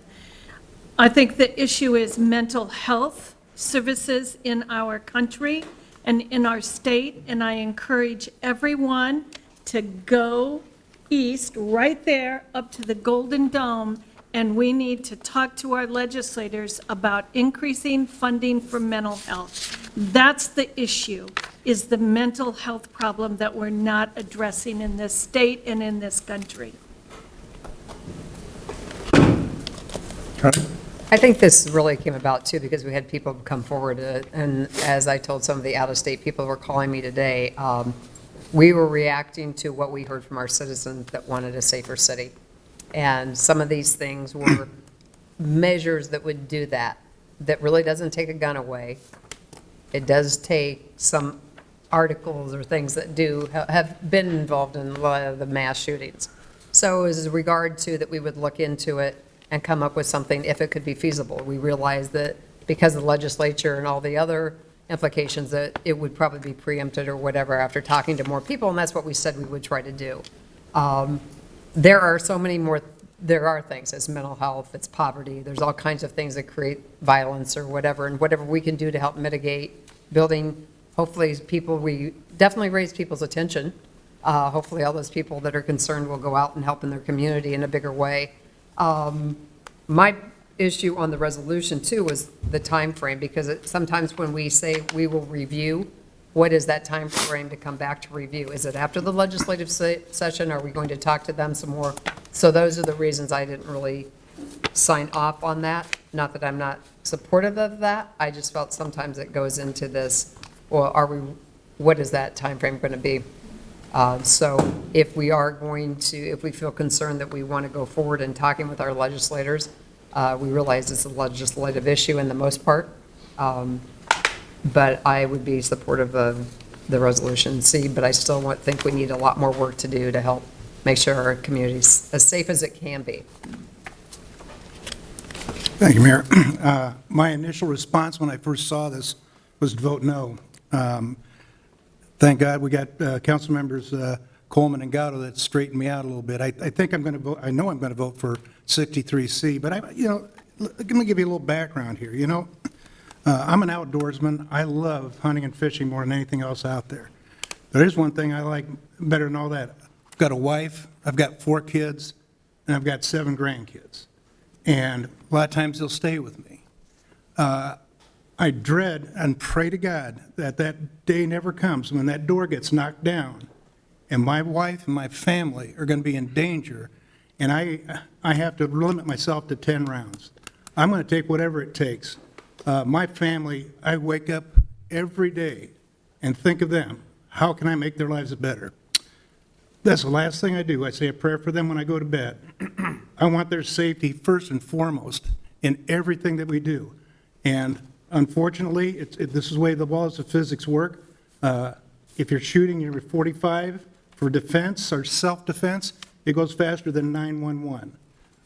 That's the thing that really triggers me. I want to make sure my family is safe under any circumstances. They're the life and light of my life. I will do anything to take, if I have to go down. I just keep using this phrase. 2 things will happen if somebody tries to break in my house. Somebody's going to be taken out in a stretcher, and somebody's going to be taken out in handcuffs. And I prefer to be the one taken out in handcuffs. So I think we need to take a good, solid look and work with the legislature, because it is beyond our needs and our capabilities to try and do something here. So I support 63B as well. C. Sorry. C. Josh, you want to speak now or later? I'm going to wait and comment Okay. later. Step up. Good evening. What do we think? How many are going to speak here? So we have 1, 2, 3, 4, 5, 6, 7, 8, 9, probably about 10. What do we say, 3 minutes each, everybody? Okay, all right. Thank you. Name and address, please. I'll have to talk extra fast. I appreciate the council's apparent intention to punt on this. However, you kick the hornet's nest, so things have to be said. My name is Richard Rogers. I reside at 2417 Fuller Road in West Des Moines, Iowa. I speak tonight as a board member and spokesman for the Iowa Firearms Coalition, which is an all-volunteer organization dedicated to ensuring that Iowa governments recognize, respect, and protect our natural and fundamental right to keep bear arms. We oppose the proposed ordinance as foolish, illegal, and because we believe such laws will ultimately be ruled unconstitutional. First, though, Councilman Mandelbaum owes the gun owners of America an apology for his outrageous statement at the June 3rd council meeting. Quote, "We can act, and we should, because the only reason someone has something like a high-capacity clip or a trigger activator is to do as much damage as possible, or do as much damage to as many people as quickly as possible." Does he really mean to say that untold millions of Americans are mass killers in waiting? That idea is as absurd as it is disgusting. Mass shootings are actually quite rare, yet the ammunition magazines he proposes to ban are exceptionally common, probably numbering into the hundreds of millions. Since they already possess the devil's tools, what are these evil masses, your neighbors, waiting for? Councilman Mandelbaum also stated there's no reason for people to have high-capacity magazines. Tell that to the 61-year-old Florida man who was attacked in his rural home in the wee hours last Wednesday by 4 young men armed with at least 2 pistols and a shotgun. The homeowner defended his life with an AR-15 that he had at his bedside. When police arrived, they found the homeowner sitting on his bed with his rifle across his legs. He had been shot in the stomach but fought back and lived. One intruder died on the floor of the room after emptying his pistol. An accomplice also died at the scene, and the other 2 were captured nearby. I doubt if this homeowner or any other person who's had to resort to a defensive firearm ever thought, I wish I hadn't had so many cartridges in my gun. Only murderers shoot to kill, Councilman. Law enforcement and civilians are trained to stop the threat. Unlike in Hollywood, guns are not one-shot solutions to aggression. Even with a fatal shot to the heart, a motivated attacker can fight on for about 15 seconds before succumbing. You council members cannot know what defensive tools a citizen may require, and neither will he until the moment of need arises. The council's stated concern is mass public shootings. It was stated other places in the world did not have these problems. President Obama and many others have made this claim, but it's not so. In a study of mass shootings 2009-2015 in 18 countries, Europe plus US and Canada, The U.S. ranked 12 in the frequency of mass public shootings after such countries as Switzerland, Norway, Belgium, Austria, the Czech Republic, and France, while barely exceeding the rate in Canada and the Netherlands. Neither your ordinance nor no-gun signs have any magical power to ward off evil. In fact, they enable it. According to studies by the Crime Prevention Research Center, mass public shootings from 1998 to June 2019 have occurred in so-called gun-free zones 89% of the time. You have a lot of whereases in your proposed ordinance. If you really want to do something to protect citizens, I suggest you add another. Whereas nearly all public mass murders are committed in so-called gun-free zones, this council hereby resolves to eliminate as many of them as possible. I had 2 more minutes, but thank you.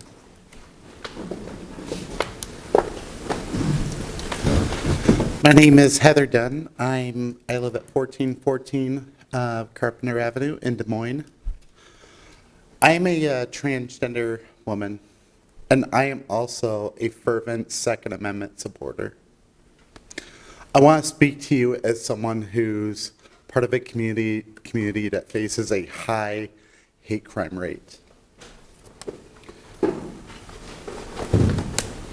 We are targeted by evil people, not by uneducated people, but by, I would say, evil people.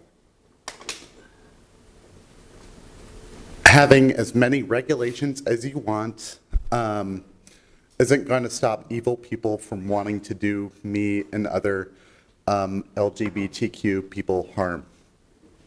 I'm not here to represent any organization. I'm not here on the left, right, middle.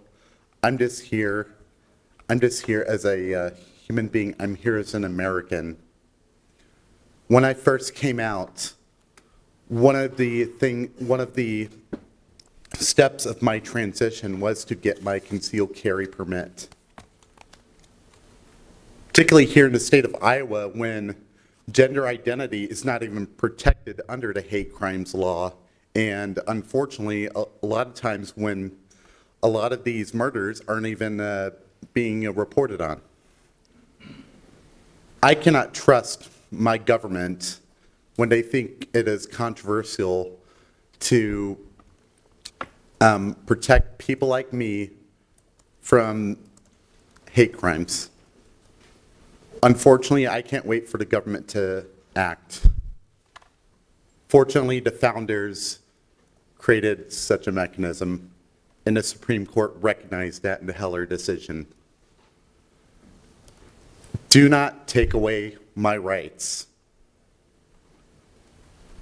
Just like people who oppose transgender people do so out of ignorance. And I sincerely believe that a lot of the people that are anti-Second Amendment do so out of ignorance. They've never met a gun owner. They don't know anything about guns. It's the same way. So my whole thing is like, I agree with this C. I wish our state government did the same thing with the Medicaid ban for transgender related health care.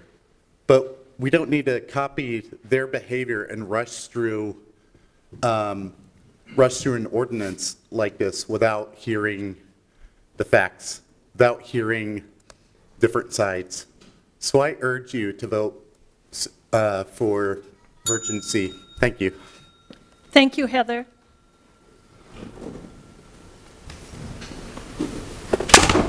Hey, Marco Battaglia, 521 Leland Avenue, Des Moines, Iowa, 50315. I have been out collecting signatures, so I first wanted to commend Councilmember Coleman for his years of service, and just do that publicly as well as electronically.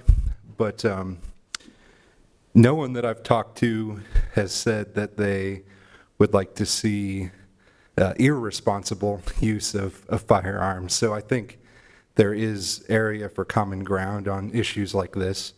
And I also want to commend what I've heard from the council thus far, references to Iowa code, to the state and federal constitutions and the Bill of Rights. That's always good to hear from the city council.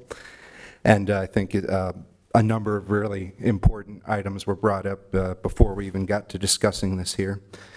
I know people like to give figures to have us believe, we're more violent, we have more shootings, we're in more danger.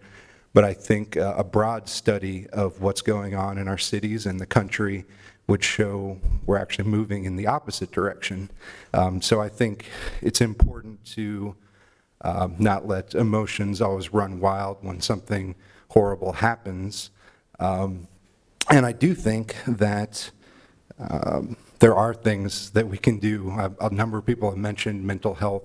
We have a great blueprint here in Des Moines. If you haven't been there, I encourage you to tour Passageway Mental Health Clubhouse.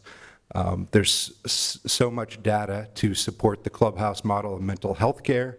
They'd gladly give anyone here a tour. And I think we need more access to places like this all over the city. So that is just in reference to what else was mentioned there.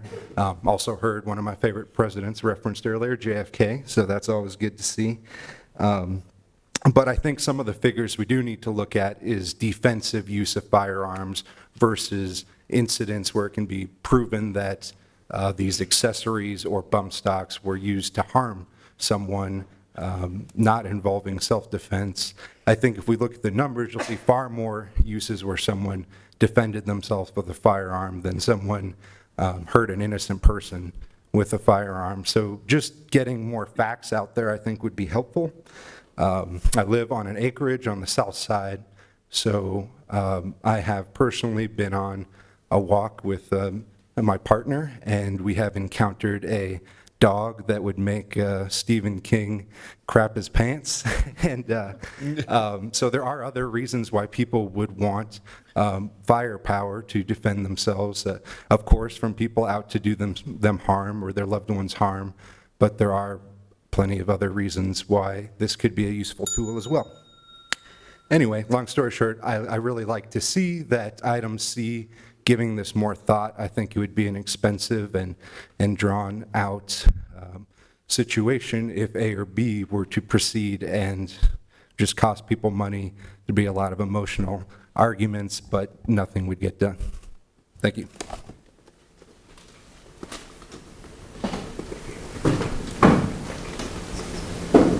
We'd ask the rest of the people that are going to speak if you could kind of get over here on the south side so we could keep moving here. That'd be great. Good afternoon. I'm Mary Lasky. I live in Ankeny, 3020 Southwest 24th Court. I'd like to thank you for the opportunity to speak in regard to these ordinances proposed June 3rd, 2019. As a representative for Moms Demand Action for Gun Sense, I want to recognize the efforts of community leaders in the review of these ordinances. We recognize the mayor and the ordinance sponsors, Josh Mandelbaum and Chris Coleman. Thank you for your leadership. I would also like to personally thank the administrative staff, especially Monica McCrowski and Diane Rao, for guiding me through this process. I would like to take the opportunity to clarify that Moms Demand Action is a nonpartisan grassroots organization of mothers and others, as we like to say, who are committed to reducing gun violence in our communities through both legislative and cultural change. We understand that every time we engage in discussion on gun violence prevention, progress is made. I value every viewpoint I've heard here this afternoon.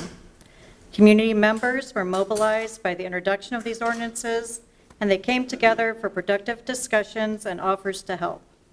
We look forward to continued work on making Des Moines safer for all. Thank you.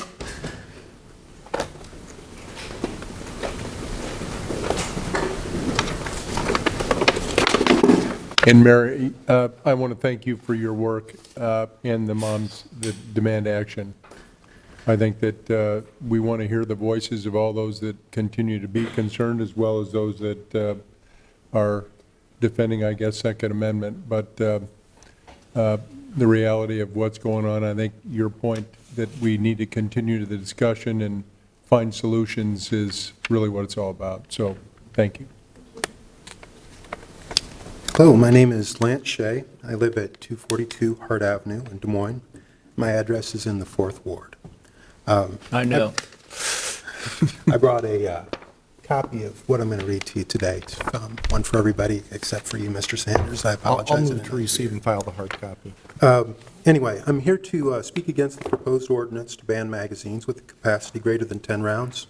People familiar with firearms will tell you that there's a difference between a firearm component and a firearm accessory, and a magazine is considered a component, as you've found out.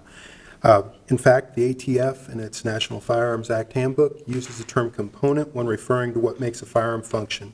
On the other hand, the examples the ATF provides for accessories and attachments include things like belts, slings, aftermarket rubber grips, and cleaning kits. Pretending state law doesn't cover a specific part of a firearm because it's using different terminology is disingenuous. I really appreciate what I've heard from Mr. Gatto and Ms. Westergaard and Mr. Gray this evening.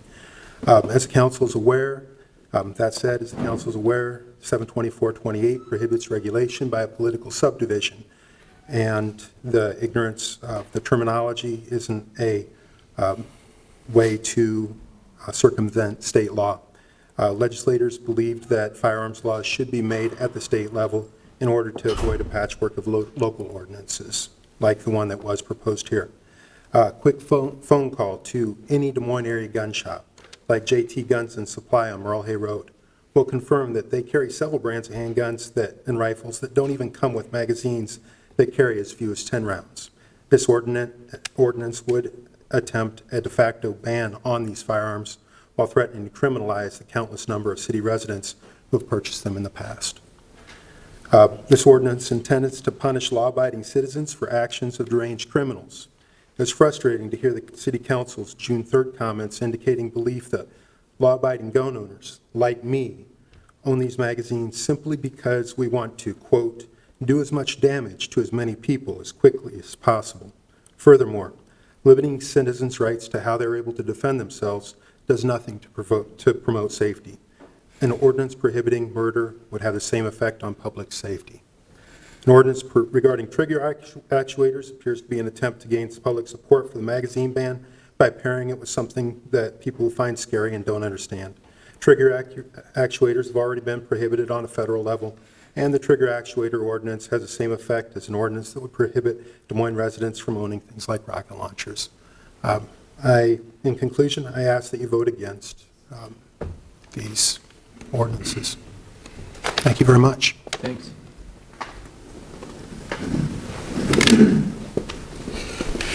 Good evening. My name is Matt Rainey. I live at 5722 Franklin Avenue in Des Moines. I want to start by thanking you folks for having this meeting at a time that is not the middle of the day like so many of these typically are. As someone that has an extended experience in government, I did campaigns in state government work for about 10 years, and we always put things right in the middle of the day and no one could ever come to them. So I really appreciate you guys. As a small business owner, it's very important to me to be able to come to the meeting and have my say as well, and I'm sure others feel the same way. So thank you very much for making this a great time. I also want to commend Councilman Coleman, Councilman Gatto, and Councilman Gray for their obvious, some common sense approach to this matter. It's a tough issue. I mean, it's a tough issue for everybody. It's an emotionally charged issue. Gun violence, it's been an issue in many of our larger cities, and Des Moines not, immune to that issue. But unfortunately, these resolutions don't actually they don't actually fix the problem. They make folks like myself and others in this room who are law-abiding citizens de facto criminals if they so decide to continue to own firearms that were legal when they purchased them, number one, and number two, purchase them in a way that are commonly manufactured. Councilman Bozen mentioned that this is not an attempt to take away guns. Well, no, I apologize. Those are not your exact words, but along the lines of not, outlawing the firearms themselves. But that's really like saying you can buy a cell phone without a battery. You have to have the magazine in order to operate the firearm. As the last speaker mentioned, if you call around to the gun shops in town, there are so many of the most popular firearms that are purchased. They can't even be, you wouldn't be able to purchase them because they're manufactured with a 10-round magazine or more. That's just the way they come. It's a component, a part of the gun itself. And so that's really just an end round to a different solution, which is unfortunate. But I am really excited to hear some of the common sense from the other members, and I think that it's clear by Resolution C and having a majority of the names of the others up here that the attempt at making a political point by certain members of this body is going to be, hopefully put aside for the better common sense. My last point about it is you guys have done so much great work tonight. You're talking about all these great projects, that you're spending our tax dollars on, and you're being wise, and you're improving our city. An action like this will most certainly result in a legal proceeding that will cost the city a significant amount of money to defend. So rather than waste our money on something that's eventually going to be overturned up the hill, if not before, at our state Supreme Court, why don't we take the dollars you'd spend on that legislation and continue to funnel it into these great city programs like the parks that you talked about. So thank you very much for your time. Again, I really appreciate having the ability to address my city council, and having everyone here tonight it's great to see. A lot of times you also see councils where not everybody shows up. So it's really nice to see everybody here tonight, and hope everyone has a great rest of your evening. Thank you. I do want to say one thing as you part and walk away. Thank you for noticing that. I will tell you that this council is very good. We're almost all here every time because we want to hear what citizens have to say. So appreciate your noting that. Go ahead. Good evening. Thank you for listening to us all tonight. My name is Scott Singbush. I'm at 3614 47th Street in Beaverdale. Several of you have touched on it already. I'm going to be brief and to the point. Shall not infringe. We have that Second Amendment for a reason. Our founding fathers, who put that into writing, knew why. And the reason being is a step like this. It's a chip. You start chipping away at something, and you start chipping away a little more, and then you chip away a whole lot. And then by the time all the chipping's done, you got nothing. Every time, virtually every law or ordinance that's ever passed strips somebody or many of a liberty or a freedom. Thank you.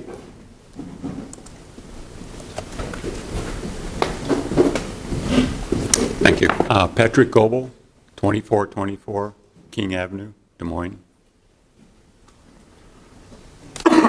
I'd like to say first off is when the mayor said that there was 2,000 some mass shootings in this country, is that you have to remember that mass shootings start at a count of 4 or more people. So I would ask if you could kind of watch the wording, because when you say mass shootings, people naturally think of the terrible events that's happened where there was mass people that were killed.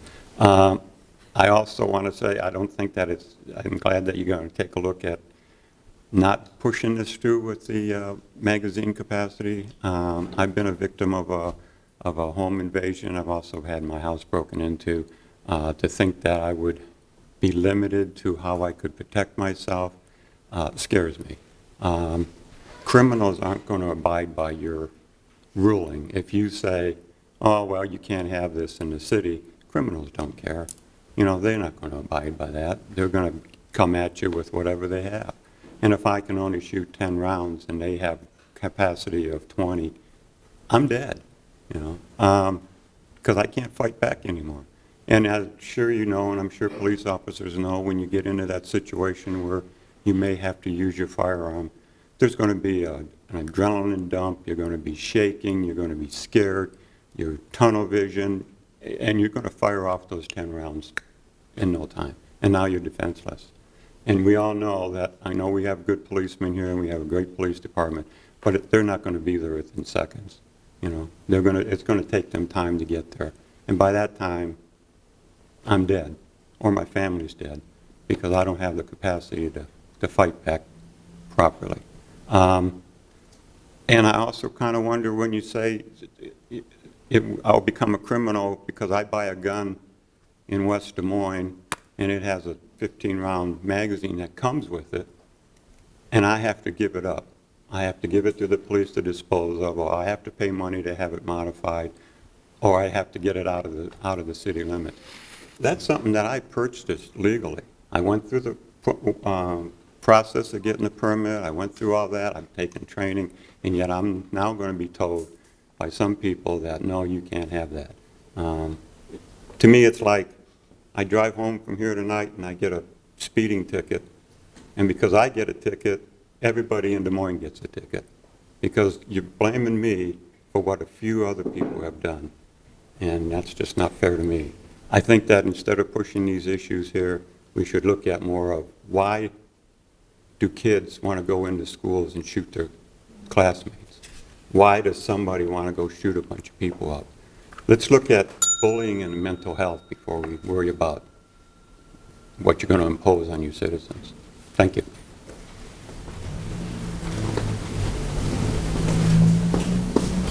Good evening. My name is Aaron Dorr. I live at 115 Feller Curve in Van Meter.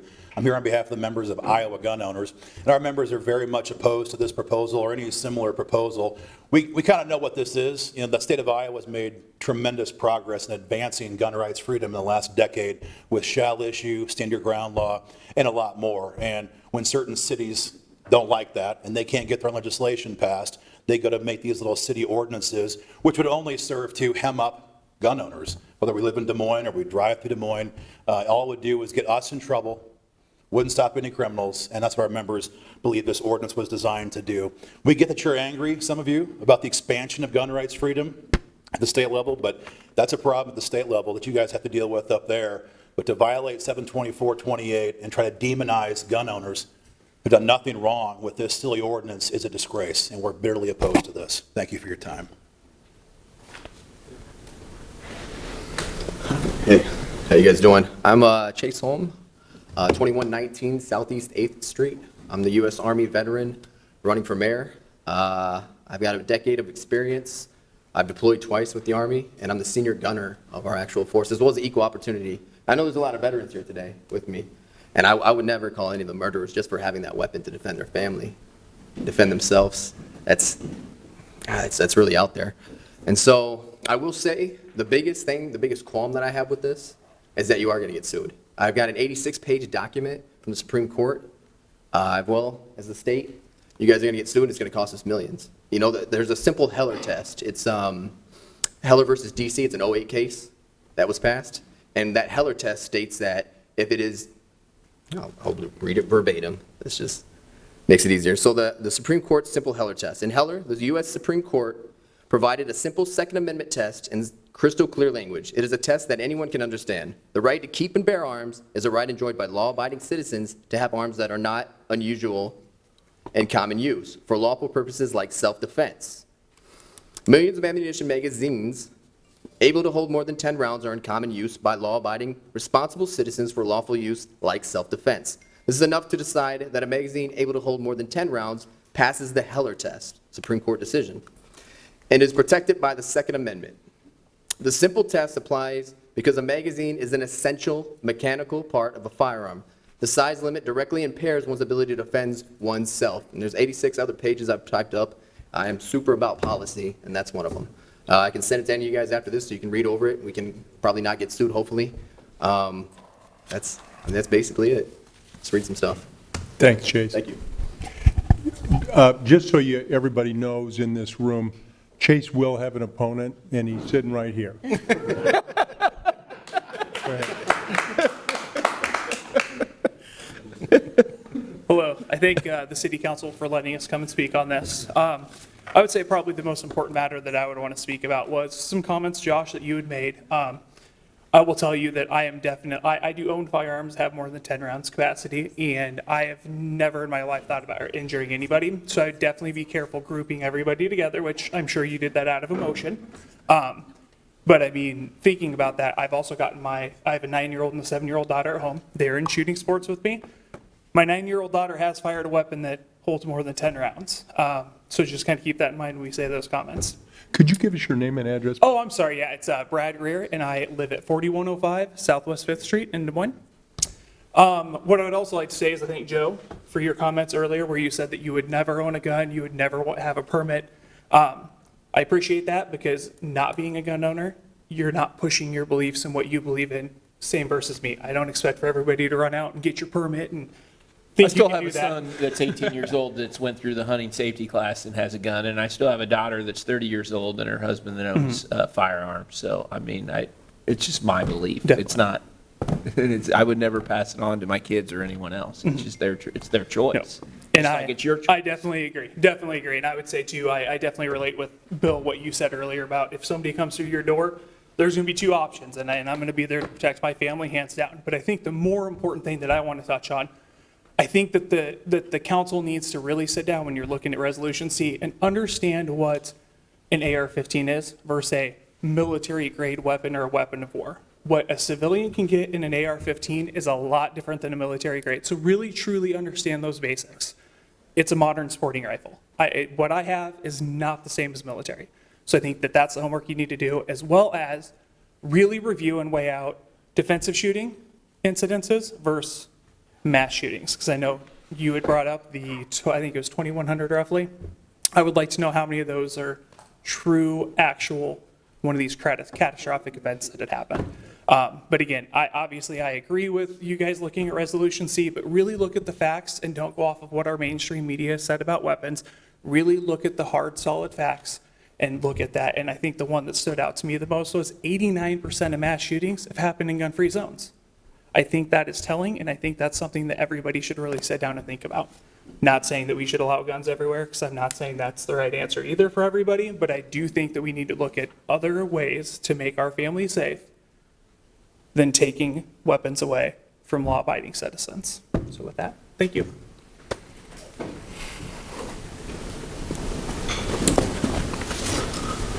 Thank you for your time. First time up here. Mike Ryan, 3119 Longview Drive, Des Moines, Iowa, part of Beaverdale. I was a little late for the meeting. I apologize for that. So if someone's already went over this part of the conversation, I'd like to apologize for my reiterating it. I shoot competitively. In doing so, at the different ranges around Polk County, Winterset, wherever, we have classes for high capacity, other capacity magazines. And in order for me to compete in these things, I have to have that ability of the high capacity magazines to compete. I don't know what your sports likes are in your private lives, but let's assume it's bicycling. And all of a sudden I told you I had to have all your front wheels off your bikes. Same difference. I cannot compete in the sport I love. Thank you very much.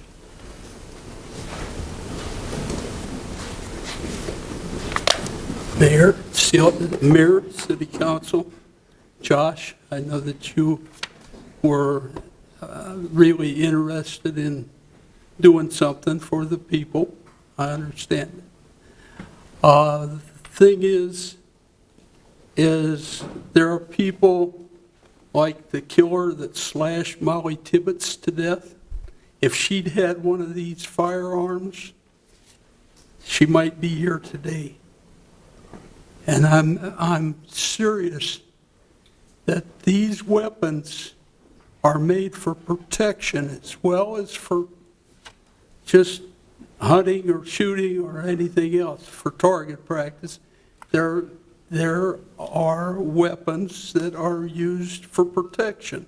And as our police officers know, they keep theirs holstered. Citizens that obey the law keep their guns holstered. It's the ones that don't obey the law that we need to go after and we need to bring to justice. It's not the people that are law-abiding citizens. So thanks for your time. Your name again for the record. Oh, I'm sorry. I'm John Berry with, at 3799 Village Run Drive in Des Moines here. And I've been here for about 10 years now.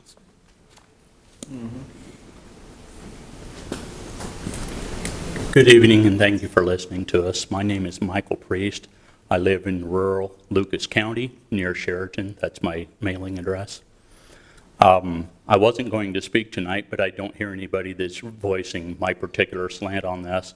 And I just want to let you know that everybody in this room, I believe, understands that a firearm is without question the most effective means for defending life, liberty, and the pursuit of happiness.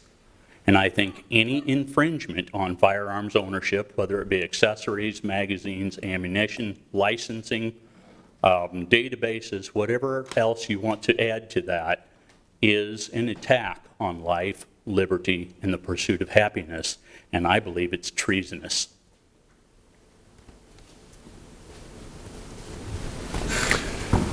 All right. See no one else at the podium. I want to thank you all for coming here. And Josh, I know you want to make some comments. Sure. Well, I appreciate everyone's comments tonight, and I've got maybe some different thoughts than what others have expressed, and I'll share a few of those thoughts, partly to be transparent, so you know where I'm at, and as part of this process, I also think that I've seen some areas where maybe there is some common ground, and I'll share some thoughts about that too. But I'll start with the things we do know. We do know on average 100 Americans are killed every day with a gun, and hundreds more are shot and injured.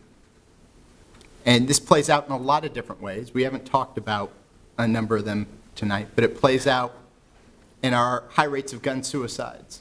And one of the things that is very much linked to that is people who are having suicidal ideation, when they have access to a gun, are much more likely to end up dead than getting the help that they need.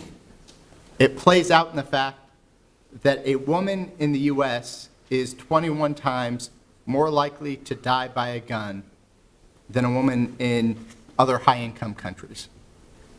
It plays out in the fact that mass shootings happen all too often in America. We know they happen at schools, in places of worship, where folks work, in movie theaters, and at concerts. Other countries don't have the same problem with gun violence and mass shootings, and it doesn't have to be this way here. We don't need to accept these problems as a normal part of life in America. We can do something about them, and we all have a responsibility to do something about them. I'll start with some things that we do know about high-capacity magazines. We know that they increase the number of bullets a shooter can fire without reloading. And we know that that increases danger in mass shootings and also danger in daily gun violence that regularly impact our community. An Everytown analysis of mass shootings from 2009 to 2017 revealed that of the incidents with known magazine capacity data, 58% involved firearms with high-capacity magazines. These shootings resulted in twice as many fatalities and 14 times as many injuries per incident on average compared to those that did not include the use of high-capacity magazines. We know, and it's been reported, that states with restrictions on magazine size experience mass shootings at less than half the rate of states without restrictions. We have to be willing to tackle all aspects of gun violence and use the tools that are available to us. And it's not just the mass shootings that are made more dangerous by high-capacity magazines. The danger of everyday gun violence is amplified by high-capacity magazines as well. And I'll give you a couple examples from the 3rd Ward that I represent. One was just recently in the Drake neighborhood. A nursery room was struck by a stray bullet that we know from later investigation was fired from a gun with a high-capacity magazine.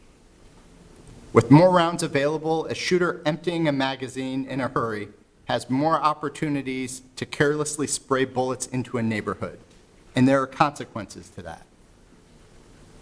Another example was last summer. And Joe, this is something that you actually helped bring to my attention. There was a motorcycle gang on Southwest 9th that had actually ended up occupying a space illegally. And we ended up doing a decent amount of work to get those folks out of that space. And our police officers did a phenomenal job. And it was a major issue for the folks living in proximity there. And the end result of that, ultimately, our officers had to arrest 3 individuals. And one of them, who was threatening and menacing the neighborhood, had a handgun with a 30-round magazine. In that case, a high-capacity magazine made a dangerous situation more dangerous, and it magnified both the threat to our officers and our community. So these are real problems that affect our community, and that we have a responsibility to grapple with how we solve them. You know, there's another piece that I want to address, and I think, Brad, you mentioned it. You also mentioned it. You know, when you're up here on this podium, you don't always choose your words as carefully as you would like. And I recognize I have not always chosen my words as carefully as I would like, and folks keyed in on one of those things from the last meeting. And I did not want to imply that every gun owner who currently owns a high-capacity magazine had murderous intent. That is not what I meant. That was not the intention that I had. And to folks that I offended from that, I do owe you an apology. That is not the way to have a dialogue and to effectively address these issues. I will try and clarify what I mean, and you might not like that much better, but I will try and say that. You know, I recognize that there are responsible gun owners who own high-capacity magazines today. What I was trying to say is I don't think there is a necessity, and particularly, I know there are reasons to use it. I know I don't know where the gentleman who talked about using high-capacity magazines at the range and as part of competitions. I know that exists. I know there are folks who think that it is necessary for self-defense. I recognize that. But I think when weighed against the danger and the potential harm, that I don't think high-capacity magazines are necessary for folks to have. You can still have your firearm and still respect the Second Amendment with restrictions on high-capacity magazines. And there have been plenty of courts who've agreed with that. Every federal appellate court that has looked at this issue, post-Heller, I might add, and has looked at restrictions on magazine bans, has upheld them.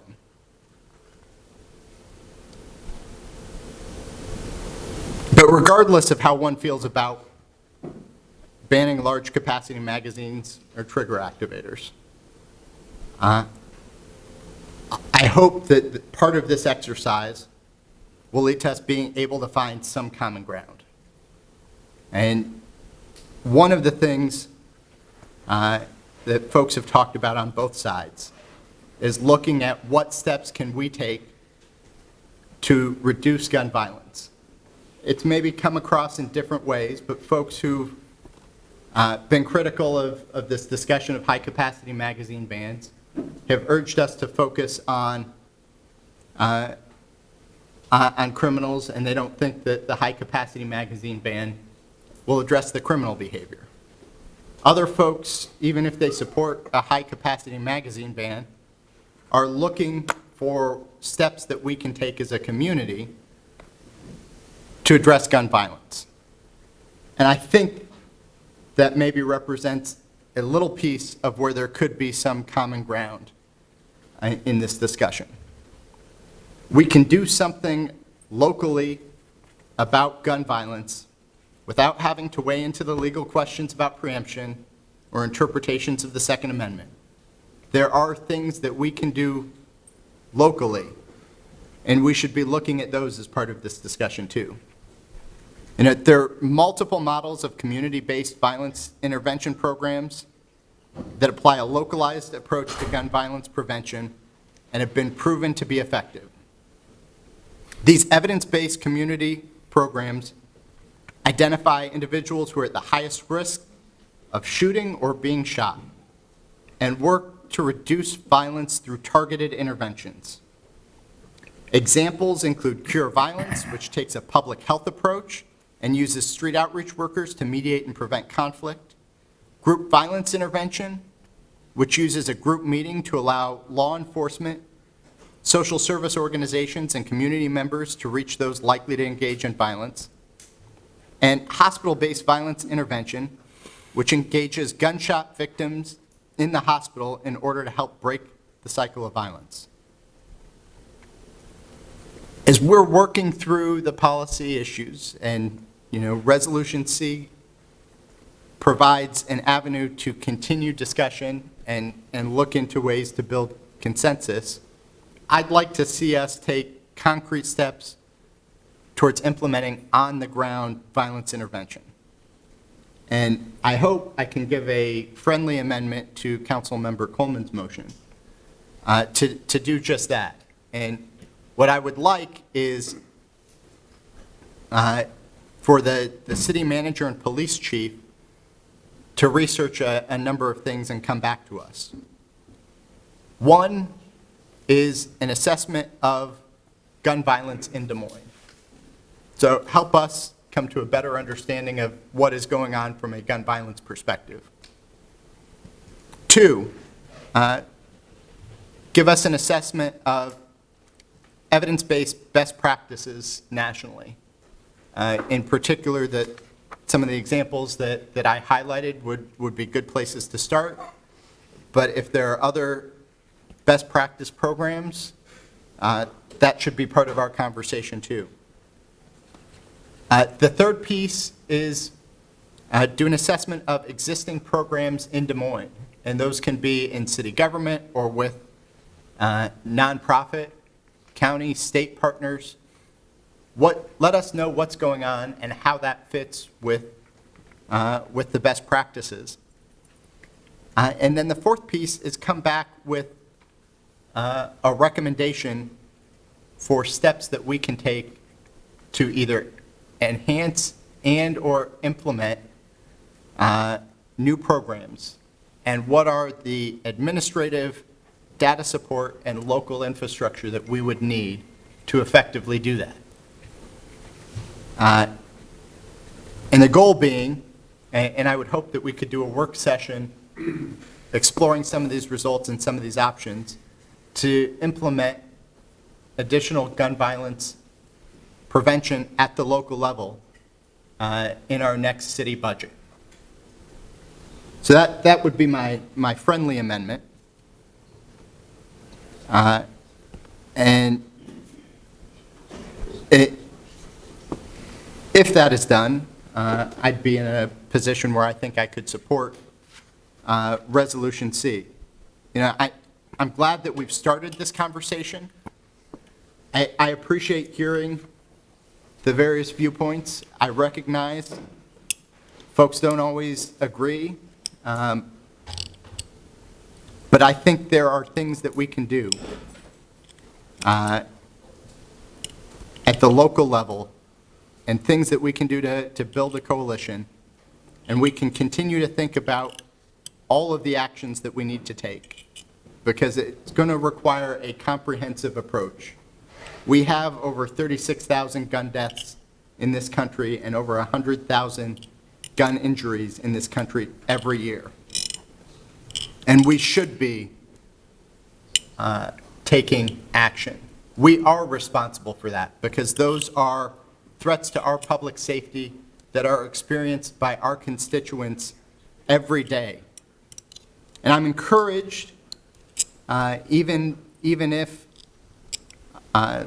solutions that I proposed and think that we need are not moving forward as I would have liked this evening. I'm encouraged that we're having this conversation. I'm encouraged that we're talking about how we engage others in having this conversation. I'm encouraged that we're going to look to continue conversations with state and federal folks on what we can do. And I remain committed to working towards a comprehensive approach to gun safety in our community.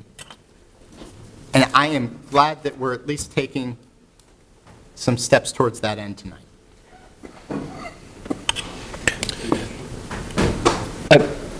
Question.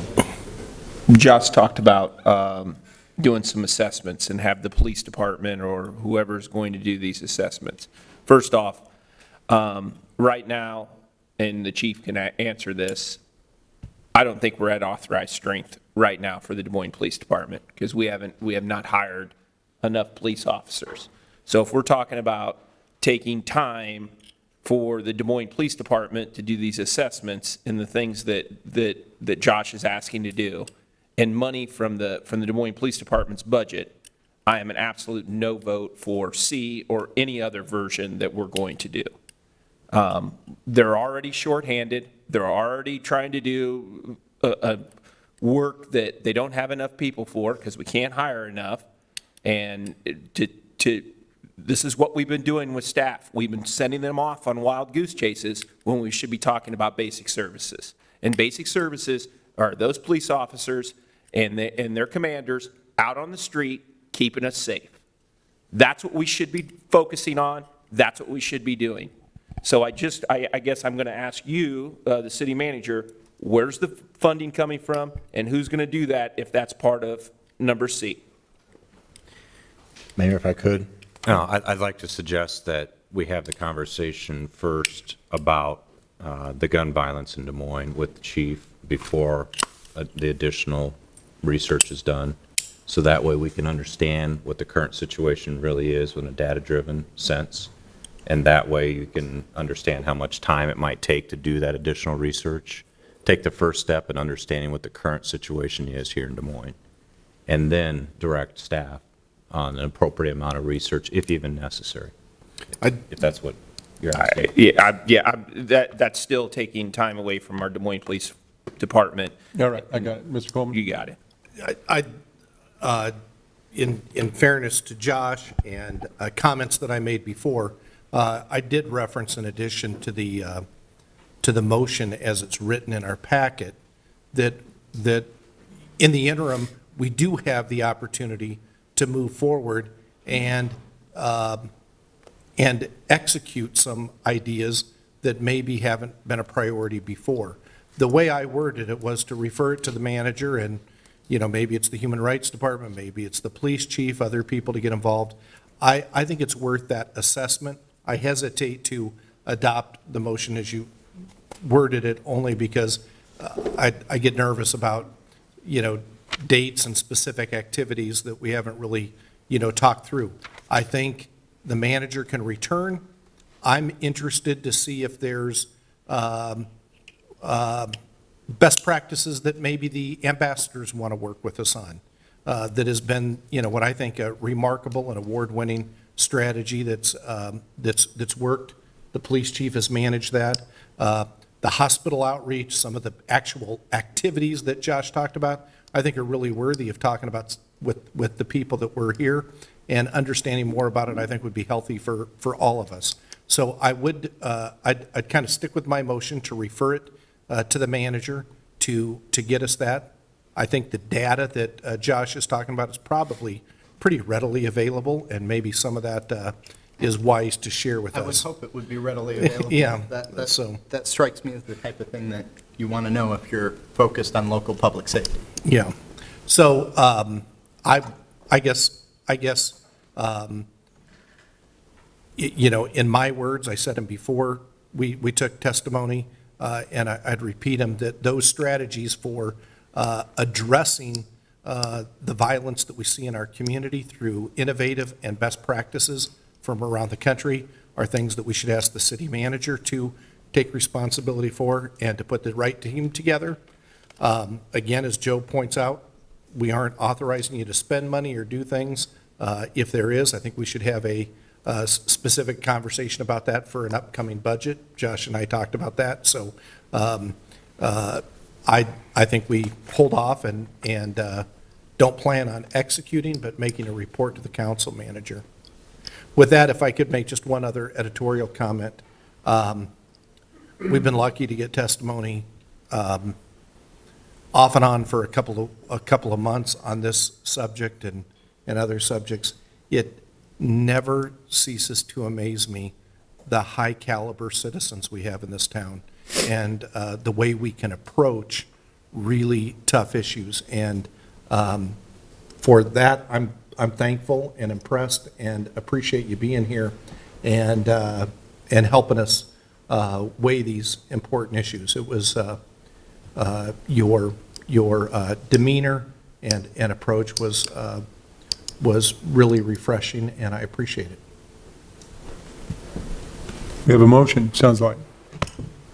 Can we go over the motion one more time for me, so I'm comfortable voting? I'm moving C. There's a statement in the packet that highlights that. I think it's, 6 sentences long or something. It's not real long. In addition to that, to refer to the city manager the issue of studying best practices and ideas from around the country that would be able to be executed locally, and for him to return to the council in a written report or a report, as he puts it together, for us to consider. Most of them are probably things that they can execute without our approval. Ideas for the ambassadors, I keep looking out at the chief, other things. Josh has mentioned one that I think is a kind of a handle for me of these. It's, outreach to victims of violence in order to try and help break that cycle of violence. Those are the kinds of things that I think we can do without any controversy at all. And my guess is we probably have volunteers in this room that would help us execute some of those strategies. So study those and bring them back. And that's what I referred earlier. This came out originally of a conversation I had with the mayor on Sunday afternoon about doing these things better. And I'm just the one vocalizing them, but they're things he's talked about for a long time. I would hope that we're already doing some of that. Well, and to that, I think we want to get the available data that's out there that Josh has pointed out to look at the violence and where we are and assess what it is, and then that might help us address how we pick up the speed on the hiring in the police department. So I think that data will help you and all of us make more decisions about public safety. So I think we have a motion. Yeah, I hope everybody understands that.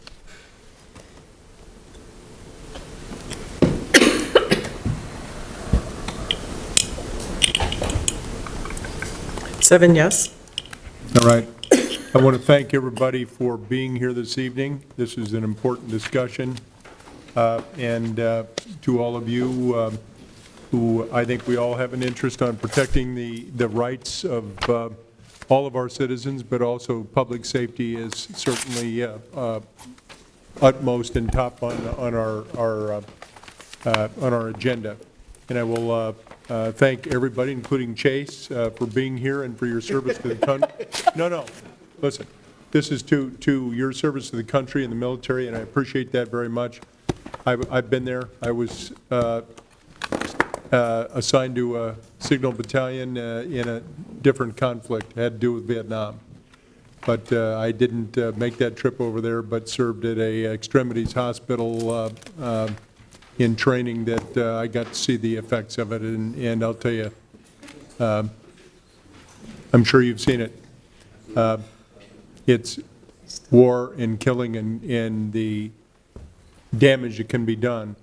We have to calm that down in every way we can. So thank you all for being here. We appreciate it. With that, I believe this meeting is adjourned.